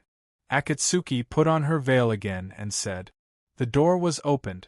8 strong men entered in a single file. There were 5 men in front of him, each holding a tray, and each tray had 2 steaming hot stir-fried dishes on it. The 3 men behind each held 2 wooden buckets, and inside the wooden buckets were clean and clear hot water. 2 distinguished guests, these dishes were made by us 8 brothers using the mountain goods that we usually hunt. We don't know if they are to your liking. The burly man with the curly beard said to the 2 of them, and signaled the others to put the 10 dishes on the table. The other men poured the hot water in their hands into the bathtub behind the screen. These dishes were all made by you? Looking at the fragrant dishes on the table, Akatsuki was a little surprised. These are all home-cooked dishes. If there is anything that is not to your liking, please forgive us. The burly man with the curly beard said to Akatsuki respectfully. 8 brothers? Are you all blood brothers? Yi Fan asked the burly man with the curly beard. Sir is right. We are all blood brothers. The burly man with the curly beard picked up the wine jar, and respectfully poured wine for Yi Fan, and said, Why are there only 8 of you brothers? Where are your parents? Akatsuki asked. Killed by the mountain bandits. The burly man with the curly beard put down the wine jar, pursed his lips, and whispered. After hearing this, Yi Fan frowned. No wonder they suspected that he and Akatsuki were sent by the mountain bandits to scout. It turned out that once bitten, twice shy. While thinking, he picked up the wine cup, put it under his nose, and sniffed a few times. He was checking whether the wine was drugged. As the saying goes, it is better to be safe than sorry. These details could not be sloppy. Although he was now immune to poison, he still had to make sure that these people did not have the intention to harm him. The wine was mellow, and there was no problem. It seemed that what the burly man said was not false. What happened at that time? Yi Fan took a sip of the wine and asked the burly man with the curly beard. To tell you the truth, we were originally 10 brothers and sisters. In addition to us 8 brothers, there were 2 older sisters. The burly man with the curly beard looked up at Yi Fan and said, "More than 10 years ago, there was a famine here. There was not a single drop of rain, and there was no harvest. In order to fill our stomachs, us 8 brothers carried bows and arrows to the mountains to hunt, leaving the 2 older sisters at home to take care of our parents. In the end what?" Akatsuki asked. When we came back. At this point, the burly man with the curly beard's eyes reddened, and he choked on his words. "When we came back, the village had been ransacked by the bandits," the middle-aged man continued. "Not only did the bandits rob our family of half a bag of rations, but they also ruined our 2 older sisters. The 2 elders tried their best to protect them, but in the end they were killed by the bandit. In shame and anger, the 2 older sisters hit the wall and died." As the middle-aged man spoke, he lowered his head and wiped his tears. The rest of the men also lowered their heads, and their eyes reddened. From then on, us 8 brothers made a vow that if we did not take revenge, we would not marry, and we would not be human. The middle-aged man looked up at Yi Fan and said, "Because of this, we gathered together and opened this inn. Because of this, we misunderstood our 2 esteemed guests." Crack! The wine cup in Yi Fan's hand was crushed in an instant, and the fragments scattered everywhere. "Bastard!" Akatsuki clenched her fists, and said through gritted teeth. The men were frightened by Yi Fan's actions, and they immediately stopped crying. "Have those bandits been punished?" Akatsuki asked the men.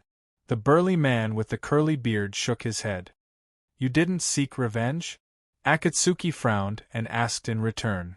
"They had the advantage in numbers, and they took over the mountain.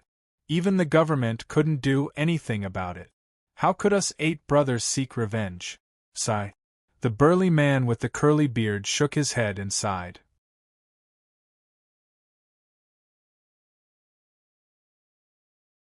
Chapter 876. Half an hour later, Yi Fan, dressed in white, stopped in front of a hill. The hill in front of him towered into the clouds, at least 3,000 feet high. What was different from other hills was that this one was full of fragrant grass and green trees. Obviously, all the vegetation here was artificially planted, and there were people in charge of watering and taking care of it. This hill was called Kusanagi Hill, and it was the largest gathering place of bandits in the southwest. The leader of the bandits was called Zhao Feihu, and he had thousands of bandits under his command. They occupied the hill as their nest, and then planted trees and vegetation to hide themselves. It was said that the hill was full of traps, and there were rolling wood and thunderstones everywhere. It was easy to defend but difficult to attack. The government had sent troops to suppress them several times, but each time, they suffered heavy casualties and returned in defeat. Zhao Feihu's several failed attempts to suppress the bandits had instead caused his name to spread far and wide, to the extent that the other bandits in the southwest had flocked over and taken the initiative to join him. As a result, Zhao Feihu's power became even greater. It was said that there were more than 2,000 bandits with martial arts under his command, and as many as 3,000 minions. With 5,000 bandits guarding the hill, even the government dared not to provoke them. The bandits mentioned by the curly-bearded man were on this mountain. A bunch of heartless motley crew actually occupied such a good mountain. It was simply a waste of God's gift. Yi Fan thought to himself as he slowly stepped on the stone path. Stop! Whoosh! As soon as Yi Fan stepped on the first step, 5 strong men in black rushed out from the bushes on both sides of the path. They were holding shining big knives, and their faces were fierce and murderous. They directly blocked in front of Yi Fan. Seeing this, Yi Fan stopped in his tracks and lifted his head to look at the bandits. "Where did you come from, wild boy?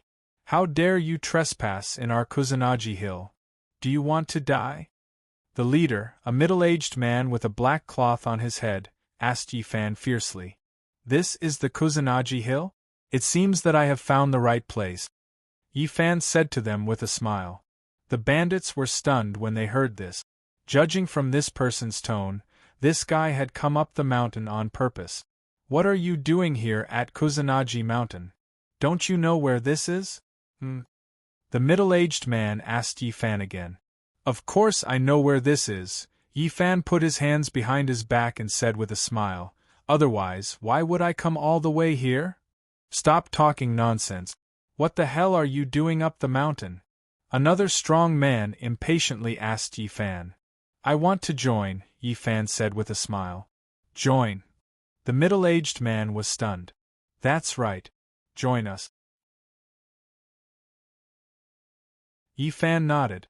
The bandits looked at each other and nodded slightly. It was not unusual for outsiders to come to Kusanagi Mountain to join them. They were already used to it. It seemed that this fellow had also come here because of his reputation. The bandits thought to themselves, "Judging from your accent, you're not a local, right?" The middle-aged man asked Yi Fan. In order to prevent the government from sending spies, he had to find out more about Yi Fan. "I'm a northerner, not a local," Yi Fan said with a smile. "A northerner?" The middle-aged man frowned and asked, "What? Our Kusanagi Mountain's reputation has spread to the north?" "That's not it," Yi Fan said with a smile. "I came to Knife Town to do some business. I accidentally heard that there is a Kusanagi Mountain here, so I came here because of its reputation." "You're young and well-dressed. You should be from a rich family. Why do you suddenly want to be a bandit?" Another strong man looked at Yi Fan up and down and asked with a frown. "I've never been short of money. I just feel a little bored," Yi Fan said with a smile. "That's why I came here to join and enjoy the life of a bandit." "Not short of money? Enjoy the life of a bandit?" The middle-aged man was confused by Yi Fan's answer. Anyone who became a bandit was after money. It was the first time they heard of someone who was not short of money but wanted to be a bandit. "Why are you a bandit if you're not short of money?" A shifty-eyed man said loudly to Yi Fan.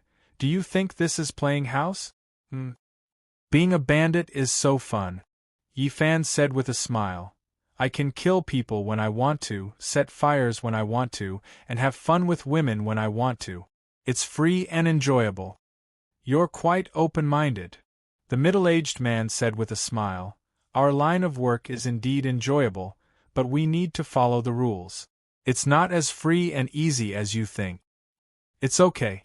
After I kill Zhao Feihu and become your leader, I'll change the rules and let you do whatever you want," Yi Fan said with a smile to the 5 men. As soon as Yi Fan finished speaking, the 5 men's expressions changed drastically. This guy had chatted with them for so long, but in the end, he was here to cause trouble. "Damn it, how dare you trick me!" the middle-aged man who was the leader roared. He raised the demon-headed broadsword in his hand and slashed it at Yi Fan. "What? You want to take advantage of me before you even join us?" Yi Fan said with a smile. He lifted his leg and kicked the middle-aged man in the chest. Back then, when Yu Hongji had subdued the 8 brothers, Yi Fan had enjoyed watching those beautiful leg techniques. Because of that, he decided to imitate her moves and apply what he had learned. Bang! The middle-aged man did not even see Yi Fan lift his leg before he was sent flying and landed heavily on the limestone steps. His eyes were wide open and his pupils were dilated. Dark red blood flowed slowly from the corner of his mouth and stained the limestone steps red. This guy did not even make a sound before he died instantly. Yi Fan's strength was not something that Akatsuki could compare to. The reason why he did not attack the 8 brothers was that he was afraid that he could not control his strength and accidentally kill them if he hit them too hard. Now, the people standing in front of him were not ordinary people, but a few ruthless bandits. Therefore, he did not have to worry about using as much strength as he wanted to. Of course, he did not dare to use too much strength. Otherwise, if he kicked a bandit in the chest, it would be disgusting. Seeing Yi Fan kick the middle-aged man to death, the remaining 4 men did not say anything and swarmed forward.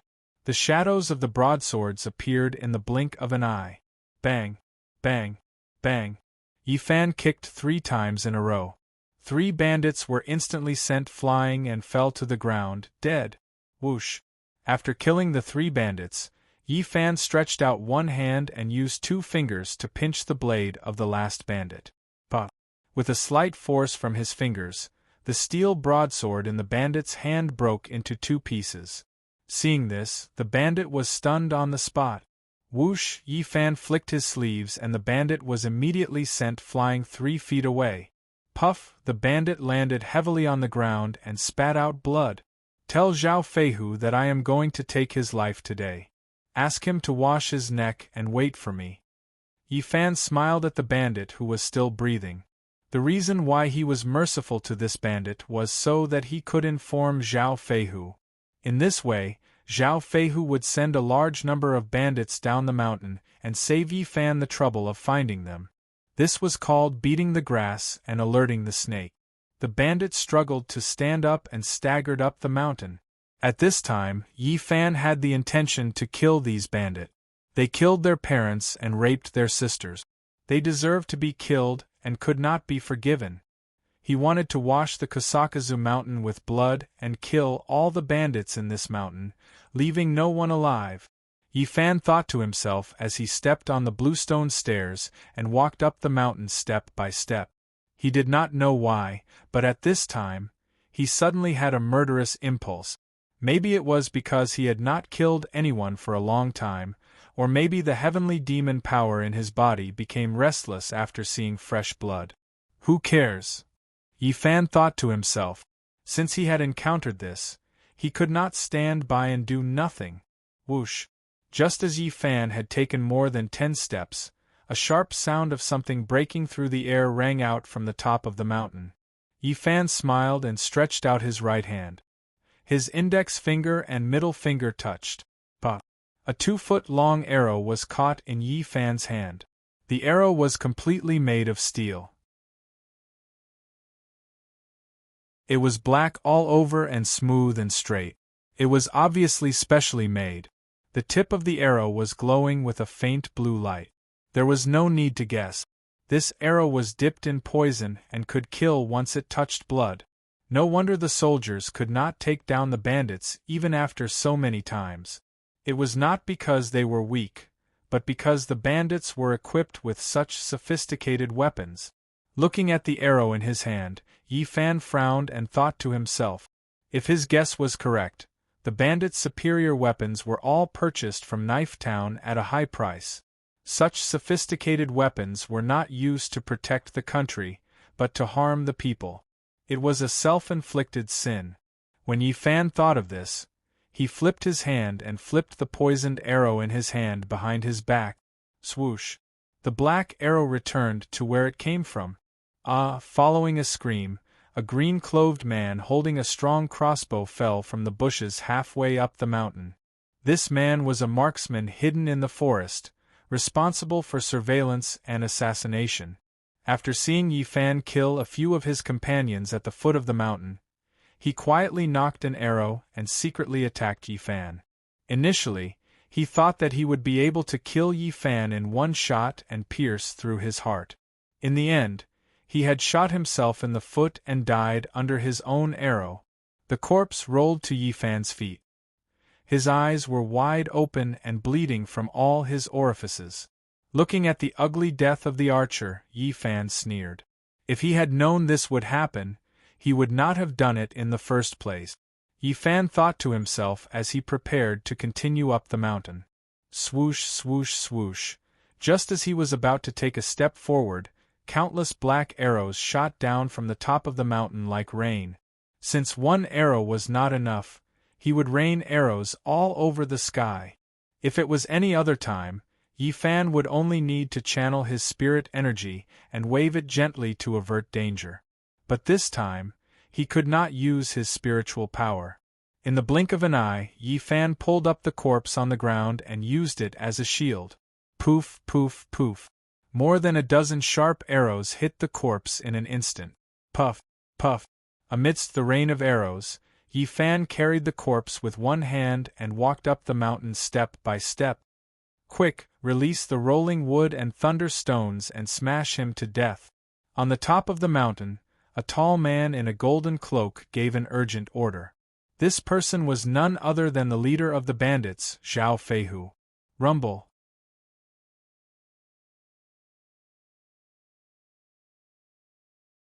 Chapter 877. Rumble. Countless rolling wood and thunder stones let out loud rumbling sounds as they heavily smashed towards Yi Fan, who was at the foot of the mountain. Crack, crack, the dense trees planted on the mountain were instantly snapped in half by the rolling wood and thunder stones, making cracking sounds. Bang! Seeing that the bandits had launched the rolling wood and thunder rocks, Yi Fan threw away the corpse in his hand and jumped up into the air. He stepped on the treetops and jumped up and down, nimbly shuttling back and forth between the rolling wood and thunder rocks. While shuttling and jumping, Yi Fan was still flying towards the top of the mountain. Pass down the order, everyone is to rush down the mountain and hack this bandit to death. Zhao Feihu, who was wearing a golden cape, said fiercely, "Whoever kills this man will be the second in command." Seeing that the rolling wood and thunder rocks could not kill Yi Fan, Zhao Feihu gave the order to attack. "Yes," a bandit carrying a flag on his back said and turned to leave. In a short time, thousands of bandits had gathered at the Kusanagi mountain. "Kill them all!" Zhao Feihu waved his hand and shouted loudly. "Kill, kill!" Thousands of bandits rushed down the Kusanagi mountain while screaming. They waved the shining ghost head machetes in their hands, and pounced down the mountain like a pack of wolves. Swoosh! After avoiding the last rolling wood and thunder rock, Yi Fan landed on a green rock by the side of the path. Looking at the thousands of bandits rushing towards him, Yi Fan squinted his eyes and a murderous look appeared in his eyes. Now that the bandits had all come out, it was time to send them on their way. Yi Fan thought to himself and slowly pulled out the green pouch with the 9-chain flying daggers from his waist. Since he could not use his spiritual power, he would use the newly acquired 9-chain flying daggers to send them on their way. "You deserve to die for your heinous crimes." Yi Fan shouted softly and shook the green pouch in his hand and threw it at the bandits who were rushing towards him. Crack, crack, crack. Following Yi Fan's brazen move, 9 bright rays of light shot out from the green pouch and went straight to the bandits. They were so fast that they were like 9 lightning bolts. Puff, puff, puff. The 9 bandits at the front didn't even have time to react before their throats were pierced by 9 lightning-like flying daggers. In the blink of an eye, the 9 bandits were dead. After killing the 9 bandits in an instant, the 9 flying daggers did not change their direction, nor did their strength decrease. They continued charging forward. Puff, puff. Puff, puff, puff. The 9 flying daggers seemed to have entered a no-man's land as they charged in a straight line through the crowd. Everywhere they passed, blood splattered and screams rang out continuously. Wherever the brilliance flashed, the corpses fell one after another like wheat being reaped. When the bandits at the back saw the astonishing power of the flying daggers, they immediately raised the steel sabers in their hands in front of their eyes. They turned their blades and prepared to use the blade to block the incoming flying daggers. Unfortunately, their methods were not effective at all. Bang! Bang! Bang! The 9-chain flying daggers pierced through the bandits' daggers and continued to kill without any hindrance. The weapons in their hands were indeed excellent, but compared to the 9 flying daggers that Yi Fan had just obtained, it was like the difference between heaven and earth. It was like the difference between jade and dirt. In an instant, a wide and straight blood road was opened up by the 9 chain flying daggers. On the blood road, there were mountains of corpses and rivers of blood. In the blink of an eye, hundreds of bandits had died and met the king of hell. Yi Fan stood there quietly. His eyes were as cold as ice and his face was cold. He used his pair of starry eyes to stare at the 9 flying daggers that were charging all the way without blinking. When the 9 chain flying daggers reached the end of the bandits, Yi Fan turned his eyes and looked to the left. Whoosh! As Yi Fan's gaze shifted, 9 dazzling silver flying daggers instantly drew 9 beautiful arcs in the air and flew toward the bandits on the left. He was controlling the 9 chain flying daggers with his mind power. Although he could not use his spiritual power, he could totally use his mind power. Xiantian Secret Essentials, Proud Moon Heavenly Scripture. 2 Peerless Level 3 Ultimate Techniques, which made his mind power much stronger than before. At this time, although his telekinesis couldn't move mountains and split open stones, it was more than enough to control a few nimble 9 daggers. Puff, puff, puff, blood blossomed again, splattering everywhere. As Yi Fan continued to use his mind power to adjust the direction, the 9 chain flying daggers shuttled back and forth among the bandits as if they were cutting chives. Amidst the screams, corpses kept falling to the ground. A large amount of blood flowed down the stone path and dyed the soles of Yi Fan's boots red. This was a massacre, a naked massacre. Looking at the bandits lying in a pool of blood, Yi Fan's face showed a sinister smile.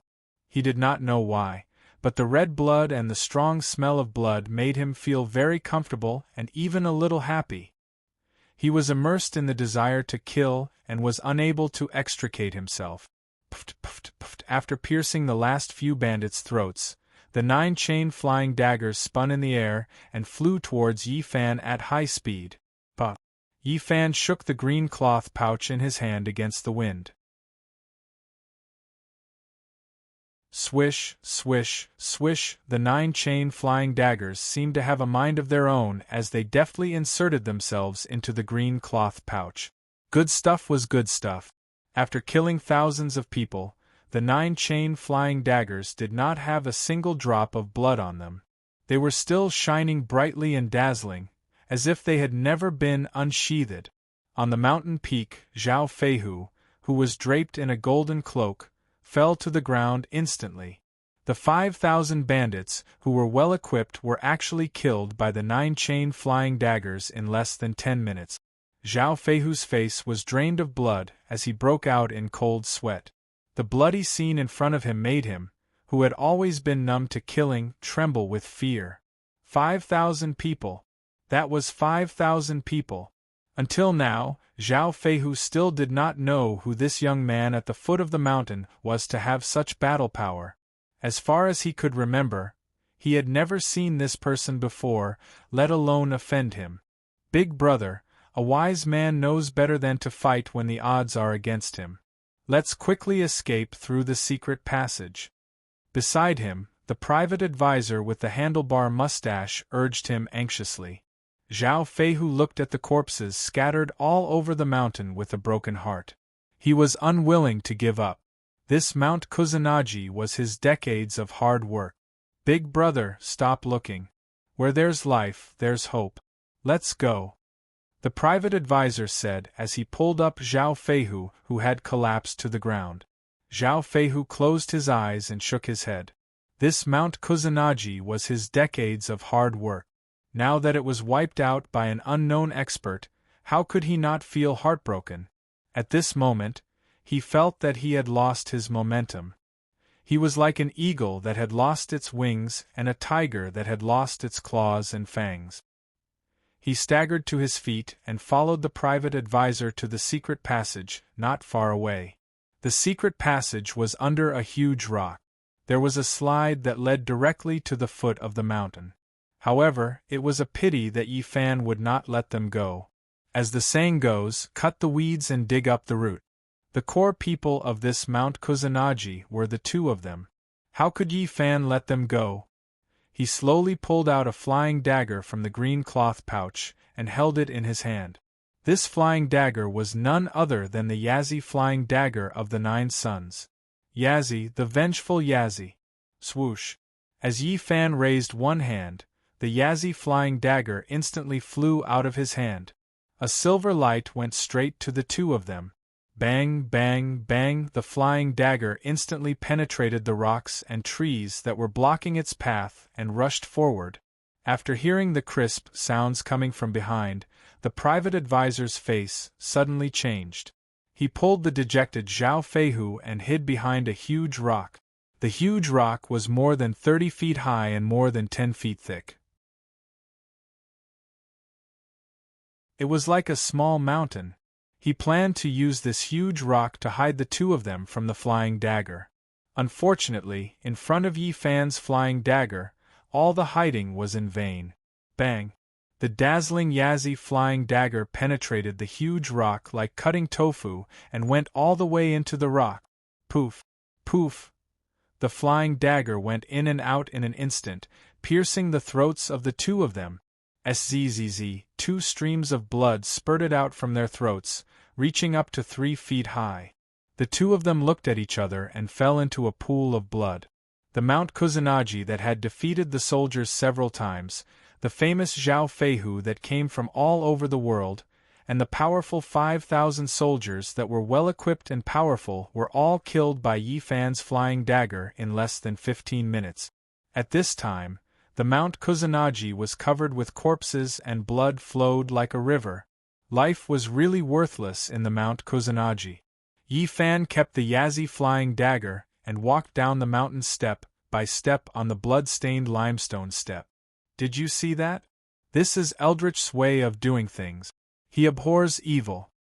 More than 5,000 people were killed in one move. Seeing is believing. When I saw that more than 5,000 bandits were removed from the Book of Life and Death, I thought it was Eldritch's doing. I didn't expect it to be him. Whoosh! With a gust of chilly wind, 2 figures appeared on the mountainside of the Mount Kusanagi. Both of them wore pointed hats, one black and one white. The one in the white robe had a long tongue and a happy face. He held the Fengdu token in his hand and the words, "You are here too," were written on his pointed hat. The one in the black robe had a serious face and was holding the Hell Iron chain. The words, "Catching you," were written on his pointed hat. The two of them were none other than Black and White Impermanence, the 2 senior gods. The 2 senior gods had just witnessed the whole process of Yi Fan killing people and were chatting with each other. This guy killed people like he was cutting wheat, one by one. Black Impermanence, who was holding the Hell Iron chain, said, "The bandit problem in the southwest is finally solved. The government should be happy." White Impermanence laughed. "This guy, wherever he goes there are dead people." Black Impermanence laughed. "Didn't you notice? He doesn't seem to be using spiritual power. And he seems to be enjoying it." White Impermanence looked at Black Impermanence and said with a frown, "This guy's cultivation is totally different from when he was at Fengming Mountain." Black Impermanence said with a serious face, "He is now the king of the Devil Realm and has mastered several unique skills. Of course his cultivation is different." White Impermanence looked at the corpses and said. Black Impermanence nodded and didn't say anything. "Don't just stand there. Hurry up and collect these 5,000 wandering souls. This is more important."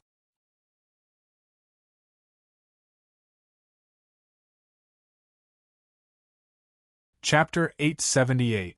Why is Mr. Duan not back yet? Could something have happened to him? At the entrance of the inn, the bearded man looked in the direction of the village entrance and asked Akatsuki anxiously. When the remaining 7 men heard the bearded man's words, they couldn't help but look at each other with worried expressions. As the saying goes, a good tiger could not defeat a pack of wolves. The young man with the surname Duan was indeed powerful, but there were more than 5,000 well-equipped and highly skilled bandits on Kusanagi Mountain. In addition, the mountain was high, dense, and full of traps. The young man with the surname Duan might not be able to return. If they had known, they would not have let him go alone.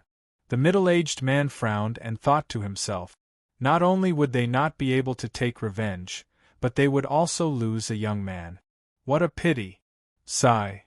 The middle-aged man sighed and shook his head at the thought. Don't worry, he will be fine.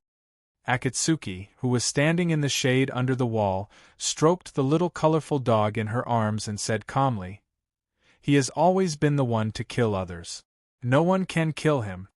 No matter how many bandits there were, they were still bandits. Yifan could not use his unique movement skills, nor could he activate his spiritual power. It would take some time for him to go back and forth. Those heartless bandits from back then must have been beheaded by now. Akatsuki thought. Woof, woof. Just when the men were puzzled by Akatsuki's words, Baihu Xiaozhao, who had transformed into the little colorful dog, suddenly barked excitedly. It jumped down from Akatsuki's arms and trotted towards the village entrance. What is going on? The bearded man asked Akatsuki. Your Mr. Duan is back. Akatsuki said with a smile. Xiao Zhao suddenly became so excited. Needless to say, she must have heard Yifan's footstep. Look, Mr. Duan is really back. Just when Akatsuki was thinking, a man suddenly pointed at the village entrance and said happily. Everyone immediately looked at the village entrance. The men were overjoyed when they saw it. They saw a familiar figure walking in from the village entrance. It was none other than Yifan. The young man with the surname Duan was still alive. That proved that they had taken their revenge. The men thought to themselves and quickly walked up to him. Thud! Baihu Xiao Zhao jumped into Yifan's arms the moment it saw Yifan. Are you worried about me? Yifan hugged the little colorful dog and asked with a smile. Woof, woof. Xiao Zhao barked a few times in response. Yifan smiled and walked towards the inn. Mr. Duan! Mr. Duan! Mr. Duan! When they arrived in front of Yifan, the 8 men cupped their fists and bowed to Yifan excitedly. They were anxious to know if Yifan had found the bandits and if he had taken revenge for them. Yifan smiled as he looked at the 8 men's anxious eyes. He smiled as he walked into the inn and stopped in front of Akatsuki. Is everything done? Akatsuki handed a towel to Yifan and asked. Yes. Yifan took the towel and wiped his face. Akatsuki smiled. Yifan had always been efficient in his work. As long as he was involved, there was almost nothing he couldn't accomplish. Mr. Duan, how was your journey? The bearded man who followed behind asked Yifan. It was very smooth. Yifan turned around and smiled as he wiped his hands. Have you found Mt. Kusanagi? The bearded man asked anxiously. Yes. Yifan replied. Then you must have encountered the bandits in the mountain? The bearded man asked. Yes. Yifan nodded with a smile. Then, did you find those murderers? The middle-aged man on the side asked anxiously.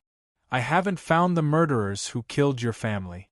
I don't know their names or what they look like, Yifan said with a smile. But I can guarantee that as long as they are still in Mt. Kusanagi, they must be dead. You haven't found them.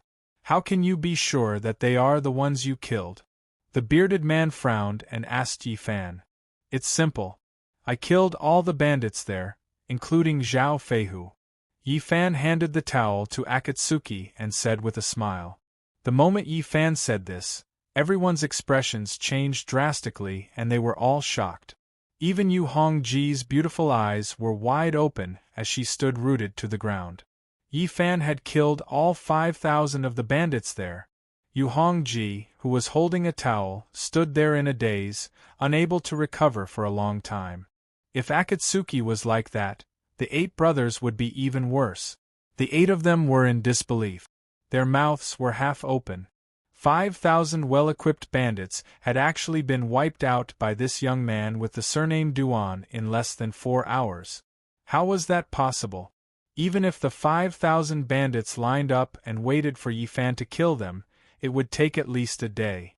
The 8 of them could not believe what Yifan said. The Chi brothers! The Chi brothers! Just as the men were doubting Yi Fan's words, a dark red horse galloped into the village from outside the village. On the horse, there was a burly man in a gray robe. The burly man was very muscular. He looked like half a tower. The horse was very fast. Soon, it arrived in front of the men.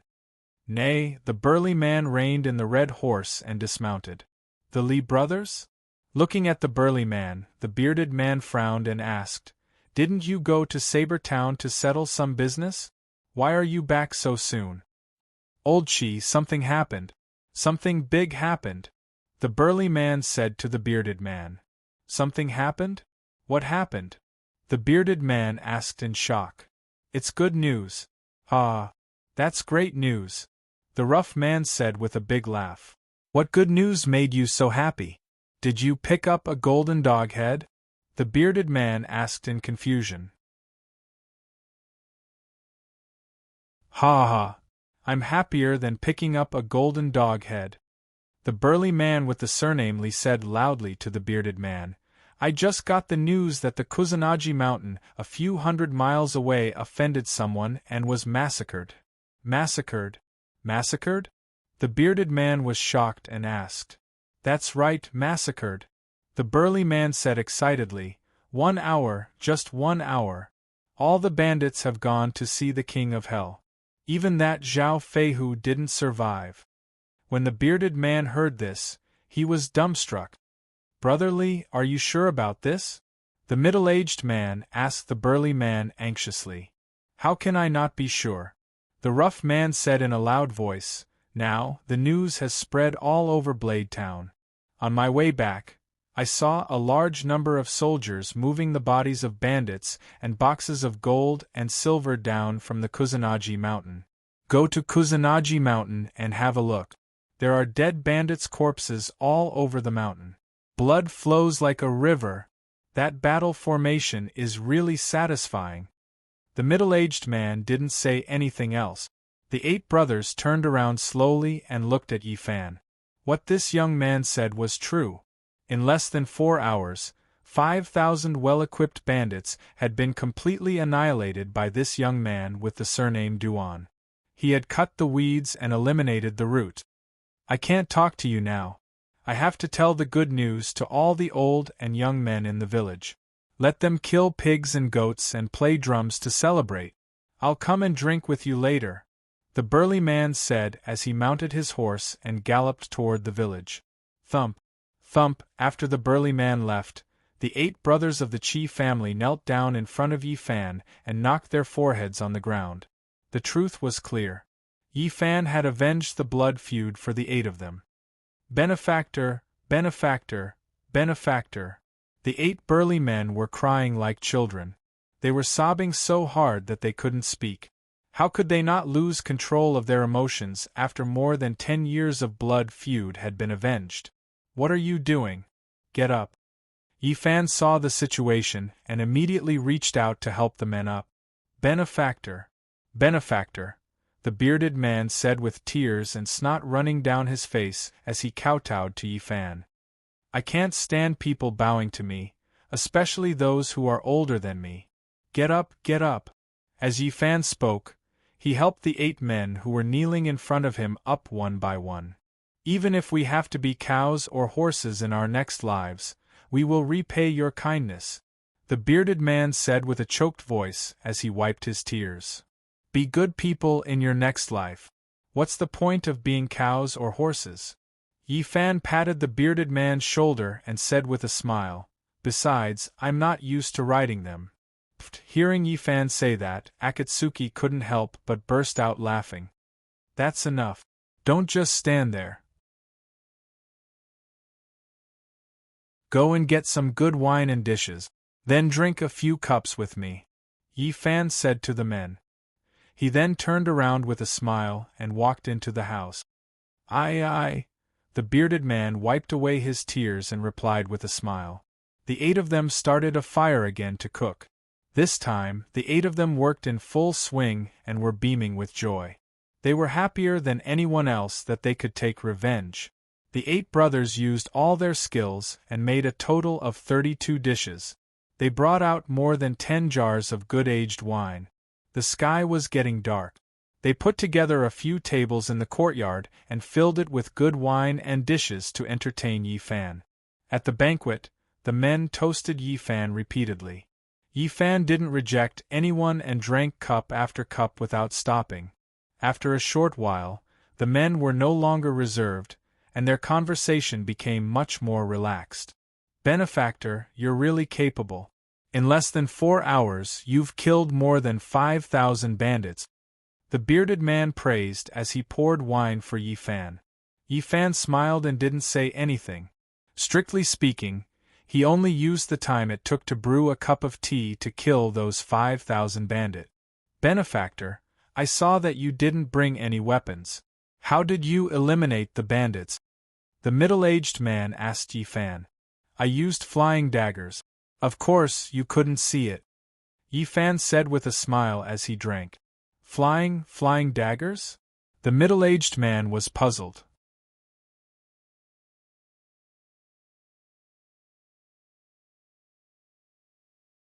Chapter 879. Benefactor, how many throwing knives do you have to be able to kill 5,000 bandits? The bearded man asked the middle-aged man's question. I don't have many throwing knives as long as I can kill. Yi Fan looked at the bearded man and said with a smile. The bearded man was stunned at first, then he smiled awkwardly. Obviously, this young man named Duan did not intend to elaborate. However, it made sense. For a throwing knife expert, the number of throwing knives he had was a secret that only he knew. Once this secret was known by the opponent, he would lose half his life. I'm a straightforward person, so I don't know how to talk. Benefactor, please don't mind me, the bearded man said apologetically as he poured wine for Yi Fan. Yi Fan smiled and did not say anything. He did not want to elaborate on this matter to the men, not because he wanted to hide the number of throwing knives he had, but because he was thinking of the 8 men from the Qi family. Knowing too much would not do them any good. The less they knew, the safer they would be. Benefactor, you must have come here for something important, right? A younger man asked Yi Fan. Yi Fan nodded. Benefactor, if you need us 8 brothers, just say the word and we will do anything for you, the younger man said. Old 8, did you drink too much? The bearded man looked at the younger man and said, Benefactor is so skilled, why would he need us? The younger man was stunned at first, then he scratched his head in embarrassment. Maybe you guys can really help with this matter, Yi Fan said calmly as he took a sip of wine. Hearing Yi Fan's words, the men looked at each other in shock. In their opinion, there was nothing that Yi Fan could not do. Benefactor, what can we help with? Please tell us. The bearded man looked at Yi Fan and asked seriously.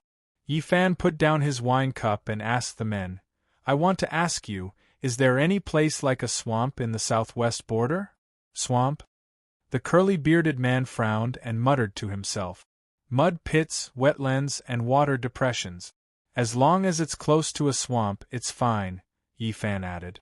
After the men heard this, they began to think hard. I won't lie to you, Benefactor. The southwest region has always been prone to drought and little rain. Most of the water used by the people comes from wells. There are no swamps at all. The bearded man said to Yi Fan after pondering for a long time. I heard that there is a small river nearby. Is that true? Yi Fan asked with a frown. There is indeed a small river, but it dried up a few years ago, said the curly-bearded man. Now it is just a ditch. There is nothing but yellow soil.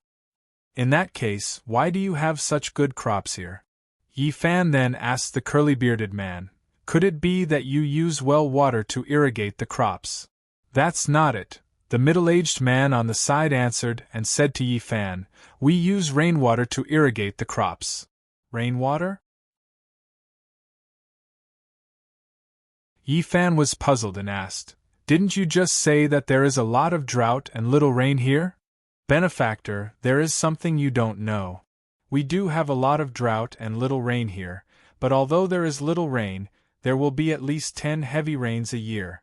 the middle-aged man explained to Yi Fan. In order to irrigate the crops, the people built reservoirs specifically to store rainwater. Although the rainwater collected is not enough to grow rice, it is more than enough to grow wheat. So that's the case. Yi Fan nodded. In addition to here, are there any other places like rivers in the other villages? Akatsuki asked everyone. There are, but as far as I know, there is no water. The middle-aged man replied. Sigh. After hearing this, Yi Fan let out a long sigh, picked up the cup of wine and drank it in one gulp. Finding a swamp in the southwest border was more difficult than finding a cauldron. Seeing that Yi Fan was depressed, the other men also fell silent. Although they didn't know why Yi Fan was looking for a swamp here, they were still worried for Yi Fan. Maybe we brothers are uninformed. The southwest is so big, maybe there are swamps in other places. The curly-bearded man comforted Yi Fan. Yes, it must be us brothers who are uninformed. The middle-aged man helped to smooth things over. Tomorrow I will go to the village and ask a few old people to see if they know where there are swamps. Then I will have to trouble you brothers, Yi Fan said to the men. He knew that they were trying to make him feel better. It was a pity that he couldn't use his spiritual energy right now. Otherwise, he would have already leaped into the air, into the clouds, and searched the entire southwest border. In that case, it would take at most 2 hours for him to find out if there were any swamps in the southwest. Hiding his identity like this was not a long-term solution. Not being able to use his spiritual energy was simply too troublesome. He had to think of another way, a way that could allow him to use his spiritual energy at will and hide from Ghost Eye's Thousand Seeker. Don't worry, benefactor, we will do our best, the middle-aged man said as he poured a cup of wine for Yi Fan. Yi Fan nodded but did not say anything. Benefactor, it's getting late. After drinking this cup, you and your wife should quickly go to bed. The curly-bearded man raised his cup to Yi Fan and said, If we have any news tomorrow, we will let you know immediately. All right, then I will thank everyone here first, Yi Fan said to the men as he raised his cup and drained it in one gulp. After the banquet ended, Yi Fan and Akatsuki returned to the guest room on the second floor. Yi Fan stood in front of the window, looking up at the starry sky, his mind full of worries. Matsumoto Takeyoshi secretly spied on him and beat him at his own game, obtaining several divine cauldrons. The 3 bell-keepers were killed by an unknown expert who pretended to be him in a single night, causing him to lose all 3 bells. Ghost Eye's Thousand Seekers Heaven's Eye forced him not to use his spiritual energy and had no choice but to hide his presence and carefully deal with them. The Great Ming Dynasty and Matsumoto Takeyoshi were both preparing for war, ready to erupt at any moment. The swamps that he had been painstakingly searching for were still nowhere to be found. All these troubles weighed down on Yi Fan, making it hard for him to breathe. He did not know when these days would end. If only Brother Kim was here. Phew, thinking of this, Yi Fan took a deep breath and exhaled heavily. When the car reaches the mountain, there will be a way. Don't think too much. Akatsuki came to Yi Fan's side and handed a cup of hot tea to Yi Fan. She gently advised, have a good sleep first. If there's anything else, we can talk about it tomorrow. Okay. Yi Fan took the hot tea and nodded. The two closed the doors and windows and rested separately. Akatsuki slept on the big bed with a screen in front of it. Yi Fan laid the 2 tiger skins on the chair on the floor and lay down directly. Xiao Zhao obediently laid down beside Yi Fan and closed her eyes to sleep. As long as Yi Fan was here, she would not go anywhere and would not leave his side. Although the southwest border was very hot during the day, it became very cool at night, making people feel very comfortable. Yi Fan drank a lot of wine, Akatsuki was busy the whole day, and Baihu was very hot during the day. She was sleepy and sleepy. Just like that, the 2 people and 1 fox gradually fell asleep. Very soon, it was the middle of the night. Dang, dang, dang, dang. Just as they were sleeping soundly, there was suddenly a series of gong sounds coming from outside. The sound of the gong was like exploding beans. In this quiet night it was very clear. Fu Yifan, who was lying on the tiger skin, reacted the fastest and sat up immediately. He went directly to the window and listened carefully with his ears. It sounded like there were many people outside. There was a lot of noise and footsteps. The gong sounds were very dense, and it sounded like there was more than one gong. Other than the gong sounds, there was also the sound of drums and clanking. There was even the crackling of firecrackers. What was going on? Yifan frowned. He did not know what was going on outside. It was quiet just a moment ago. Why did it suddenly become so lively? What's going on outside? Akatsuki quickly walked out from behind the screen as she put on her coat. Yifan shook his head. He did not know what was going on either. Dong dong dong. Just as the two of them were puzzled by the commotion outside, there was a knock on the door. Who is it? Yifan asked. Benefactor, it's me. The bearded man's voice came from outside the door. What's the matter? Yifan asked. Benefactor, tonight is the lunar eclipse. The villagers are beating gongs and drums to drive the heavenly dogs away. The bearded man outside the door said, I'm here to tell you that you and Madam can just rest. There's no need to go out. The lunar eclipse. The words that came out of the bearded man's mouth caused Yifan to be shocked. Akatsuki was also shocked. The southwest border, the heavenly dogs appeared.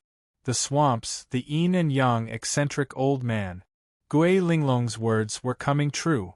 At the thought of this, Yifan immediately reached out to open the window and looked out at the night sky. When Yifan saw this, his expression changed drastically. Above Yikong, the bright Mingyu was slowly being swallowed by the darkness. It really was the lunar eclipse. Yifan exclaimed in his heart. Benefactor? Benefactor? The bearded man outside the door saw that Yifan did not answer and immediately asked. I got it. You can go now. Yifan said to the bearded man outside the door. Aye. The bearded man said and went downstairs. Gui Linglong was right. Akatsuki whispered to Yifan. The southwest border, the lunar eclipse. The swamps, the yin and yang eccentric old man. Yifan said solemnly, We haven't found the swamps yet. As he spoke, he sat down heavily on the chair with a face full of disappointment. Yu Hongji frowned and didn't say anything. If they could not find the swamps by tonight, they would have come in vain. Rumble, rumble, just as the two of them were feeling discouraged, there was a sudden thunder outside. Hua!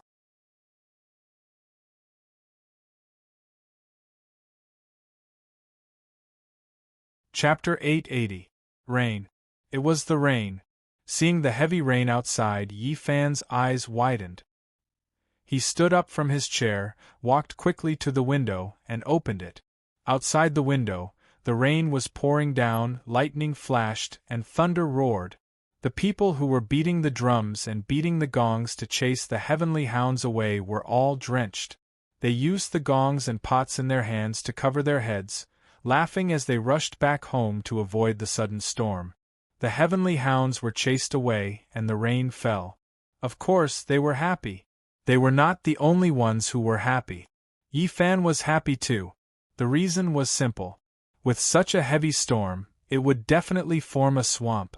Then, he would be able to find the yin-yang eccentric old man and obtain the divine cauldron. Thinking of this, Yifan smiled. It was not too late. On the contrary, it was just the beginning. He gently closed the window, turned around, and sat down at the tea table with a smile. He began to drink his tea. Why are you so happy all of a sudden? Akatsuki frowned as she looked at the smiling Yifan, who was drinking by himself. Just a moment ago, he was frowning with a frown. Why was he so happy all of a sudden? She could not understand. It's raining so heavily. Isn't that something to be happy about? Yifan poured a cup of tea for Akatsuki and asked with a smile. You're so happy just because it's raining? Akatsuki took the tea from Yi Fan and asked in confusion. Silly.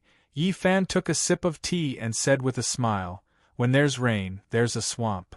Akatsuki was stunned for a moment, then she suddenly understood.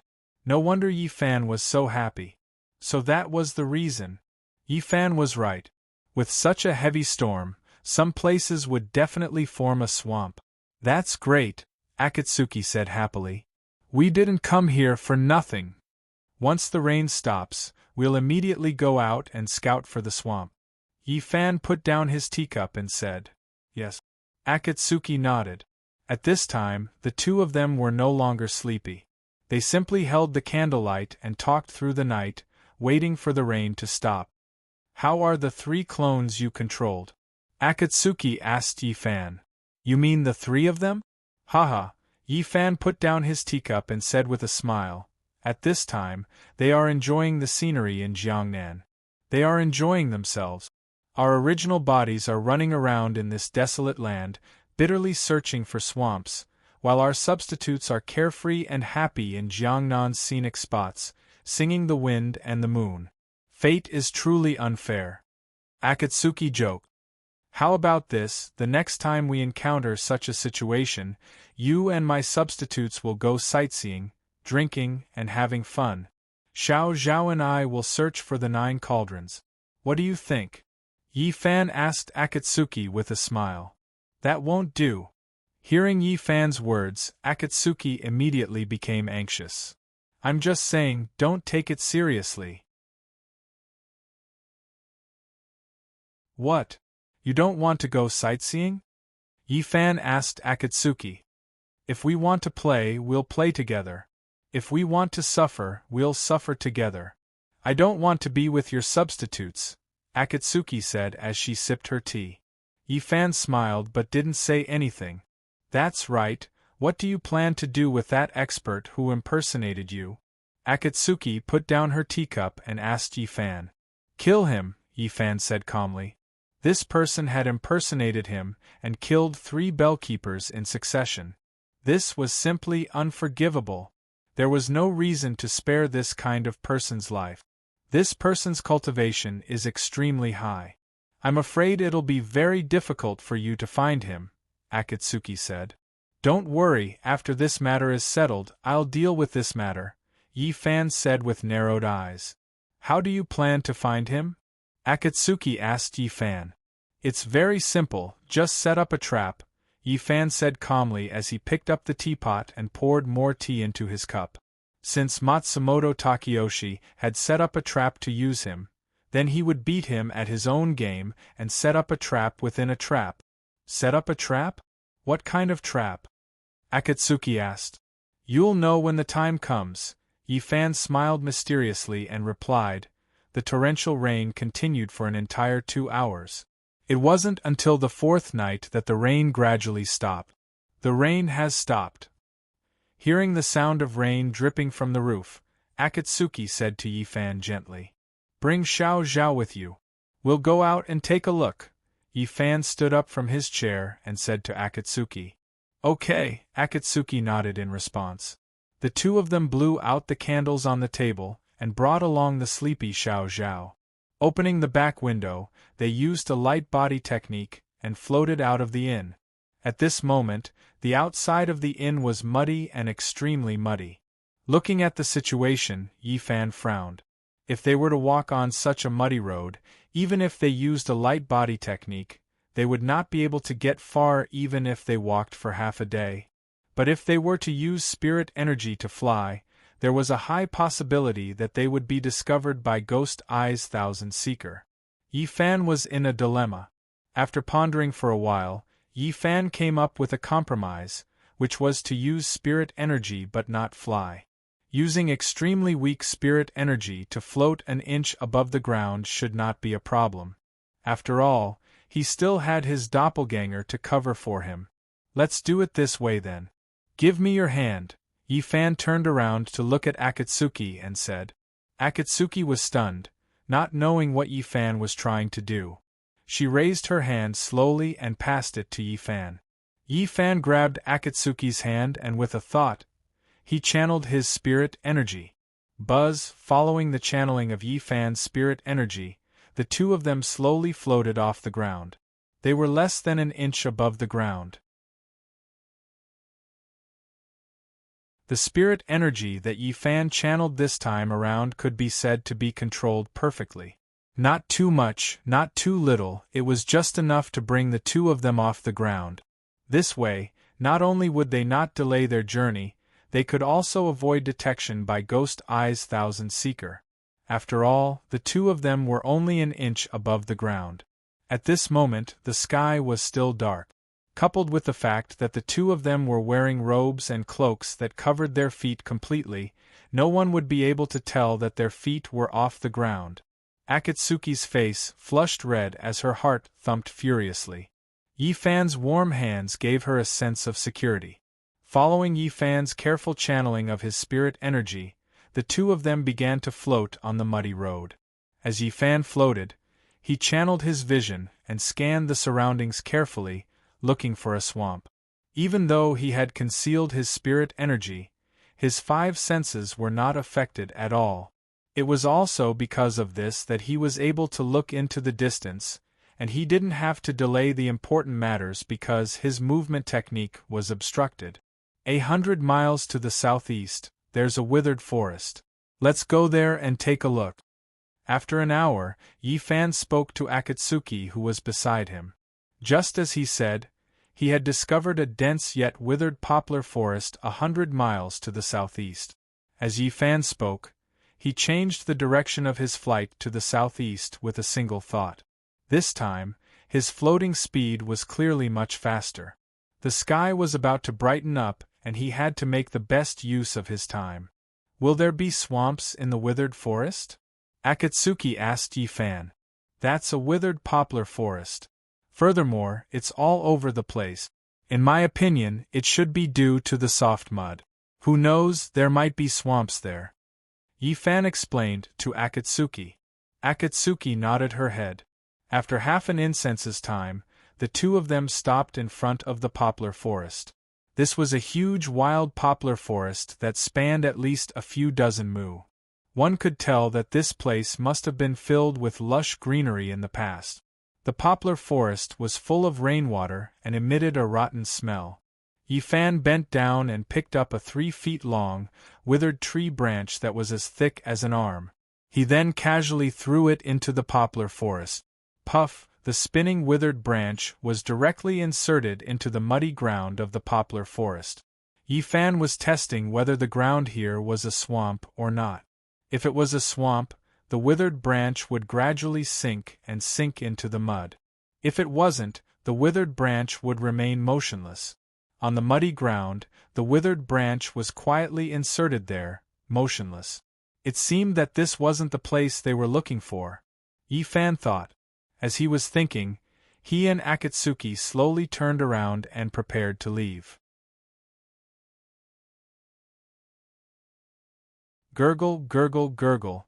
Just as they turned around, a burst of bubbling sounds came from the poplar forest behind them. Yi Fan frowned and immediately turned around. He saw that the withered branch that hadn't moved a bit earlier was now slowly sinking into the mud. The scene in front of him made Yi Fan's eyes tighten instantly. He didn't think that this was really a swamp. This place is really... Akatsuki was also stunned by the scene in front of her. You guys wait for me here. I'll go in and take a look. Yi Fan turned around and said to Akatsuki. You want to go alone? Akatsuki asked worriedly. Yi Fan couldn't easily use his spiritual power now. If he went in alone, she was afraid that Yi Fan wouldn't be able to handle it. If the yin-yang freak in the swamp was a difficult guy to deal with, Yi Fan would definitely be at a disadvantage. The yin-yang freak didn't sound like a good guy. She wanted to go in with Yi Fan. That way she could also help. The rotting smell is too strong and the miasma is pervasive. If you go in, you may be in danger. Yi Fan said to Akatsuki, listen to me. Stay here and don't go anywhere. Wait for me to come back. Akatsuki pursed her lips and nodded. Remember, no matter what sounds come from inside, don't go in. Yi Fan reminded Akatsuki, there seems to be an array in this withered forest. If you go in, you may not be able to come out. What about you? Akatsuki heard Yi Fan's words and immediately asked anxiously. Don't worry, I know what I'm doing. Yi Fan comforted Akatsuki. After I go in, prepare the 2 hidden weapons. No matter who it is, as long as they come close to you, just shoot them. As long as I hear your movements inside, I will immediately rush back. Then be careful. Akatsuki reminded Yi Fan. You're tuning in to the Phoenix Knights YouTube channel. Don't forget to subscribe and join us on this journey to catch the most captivating stories.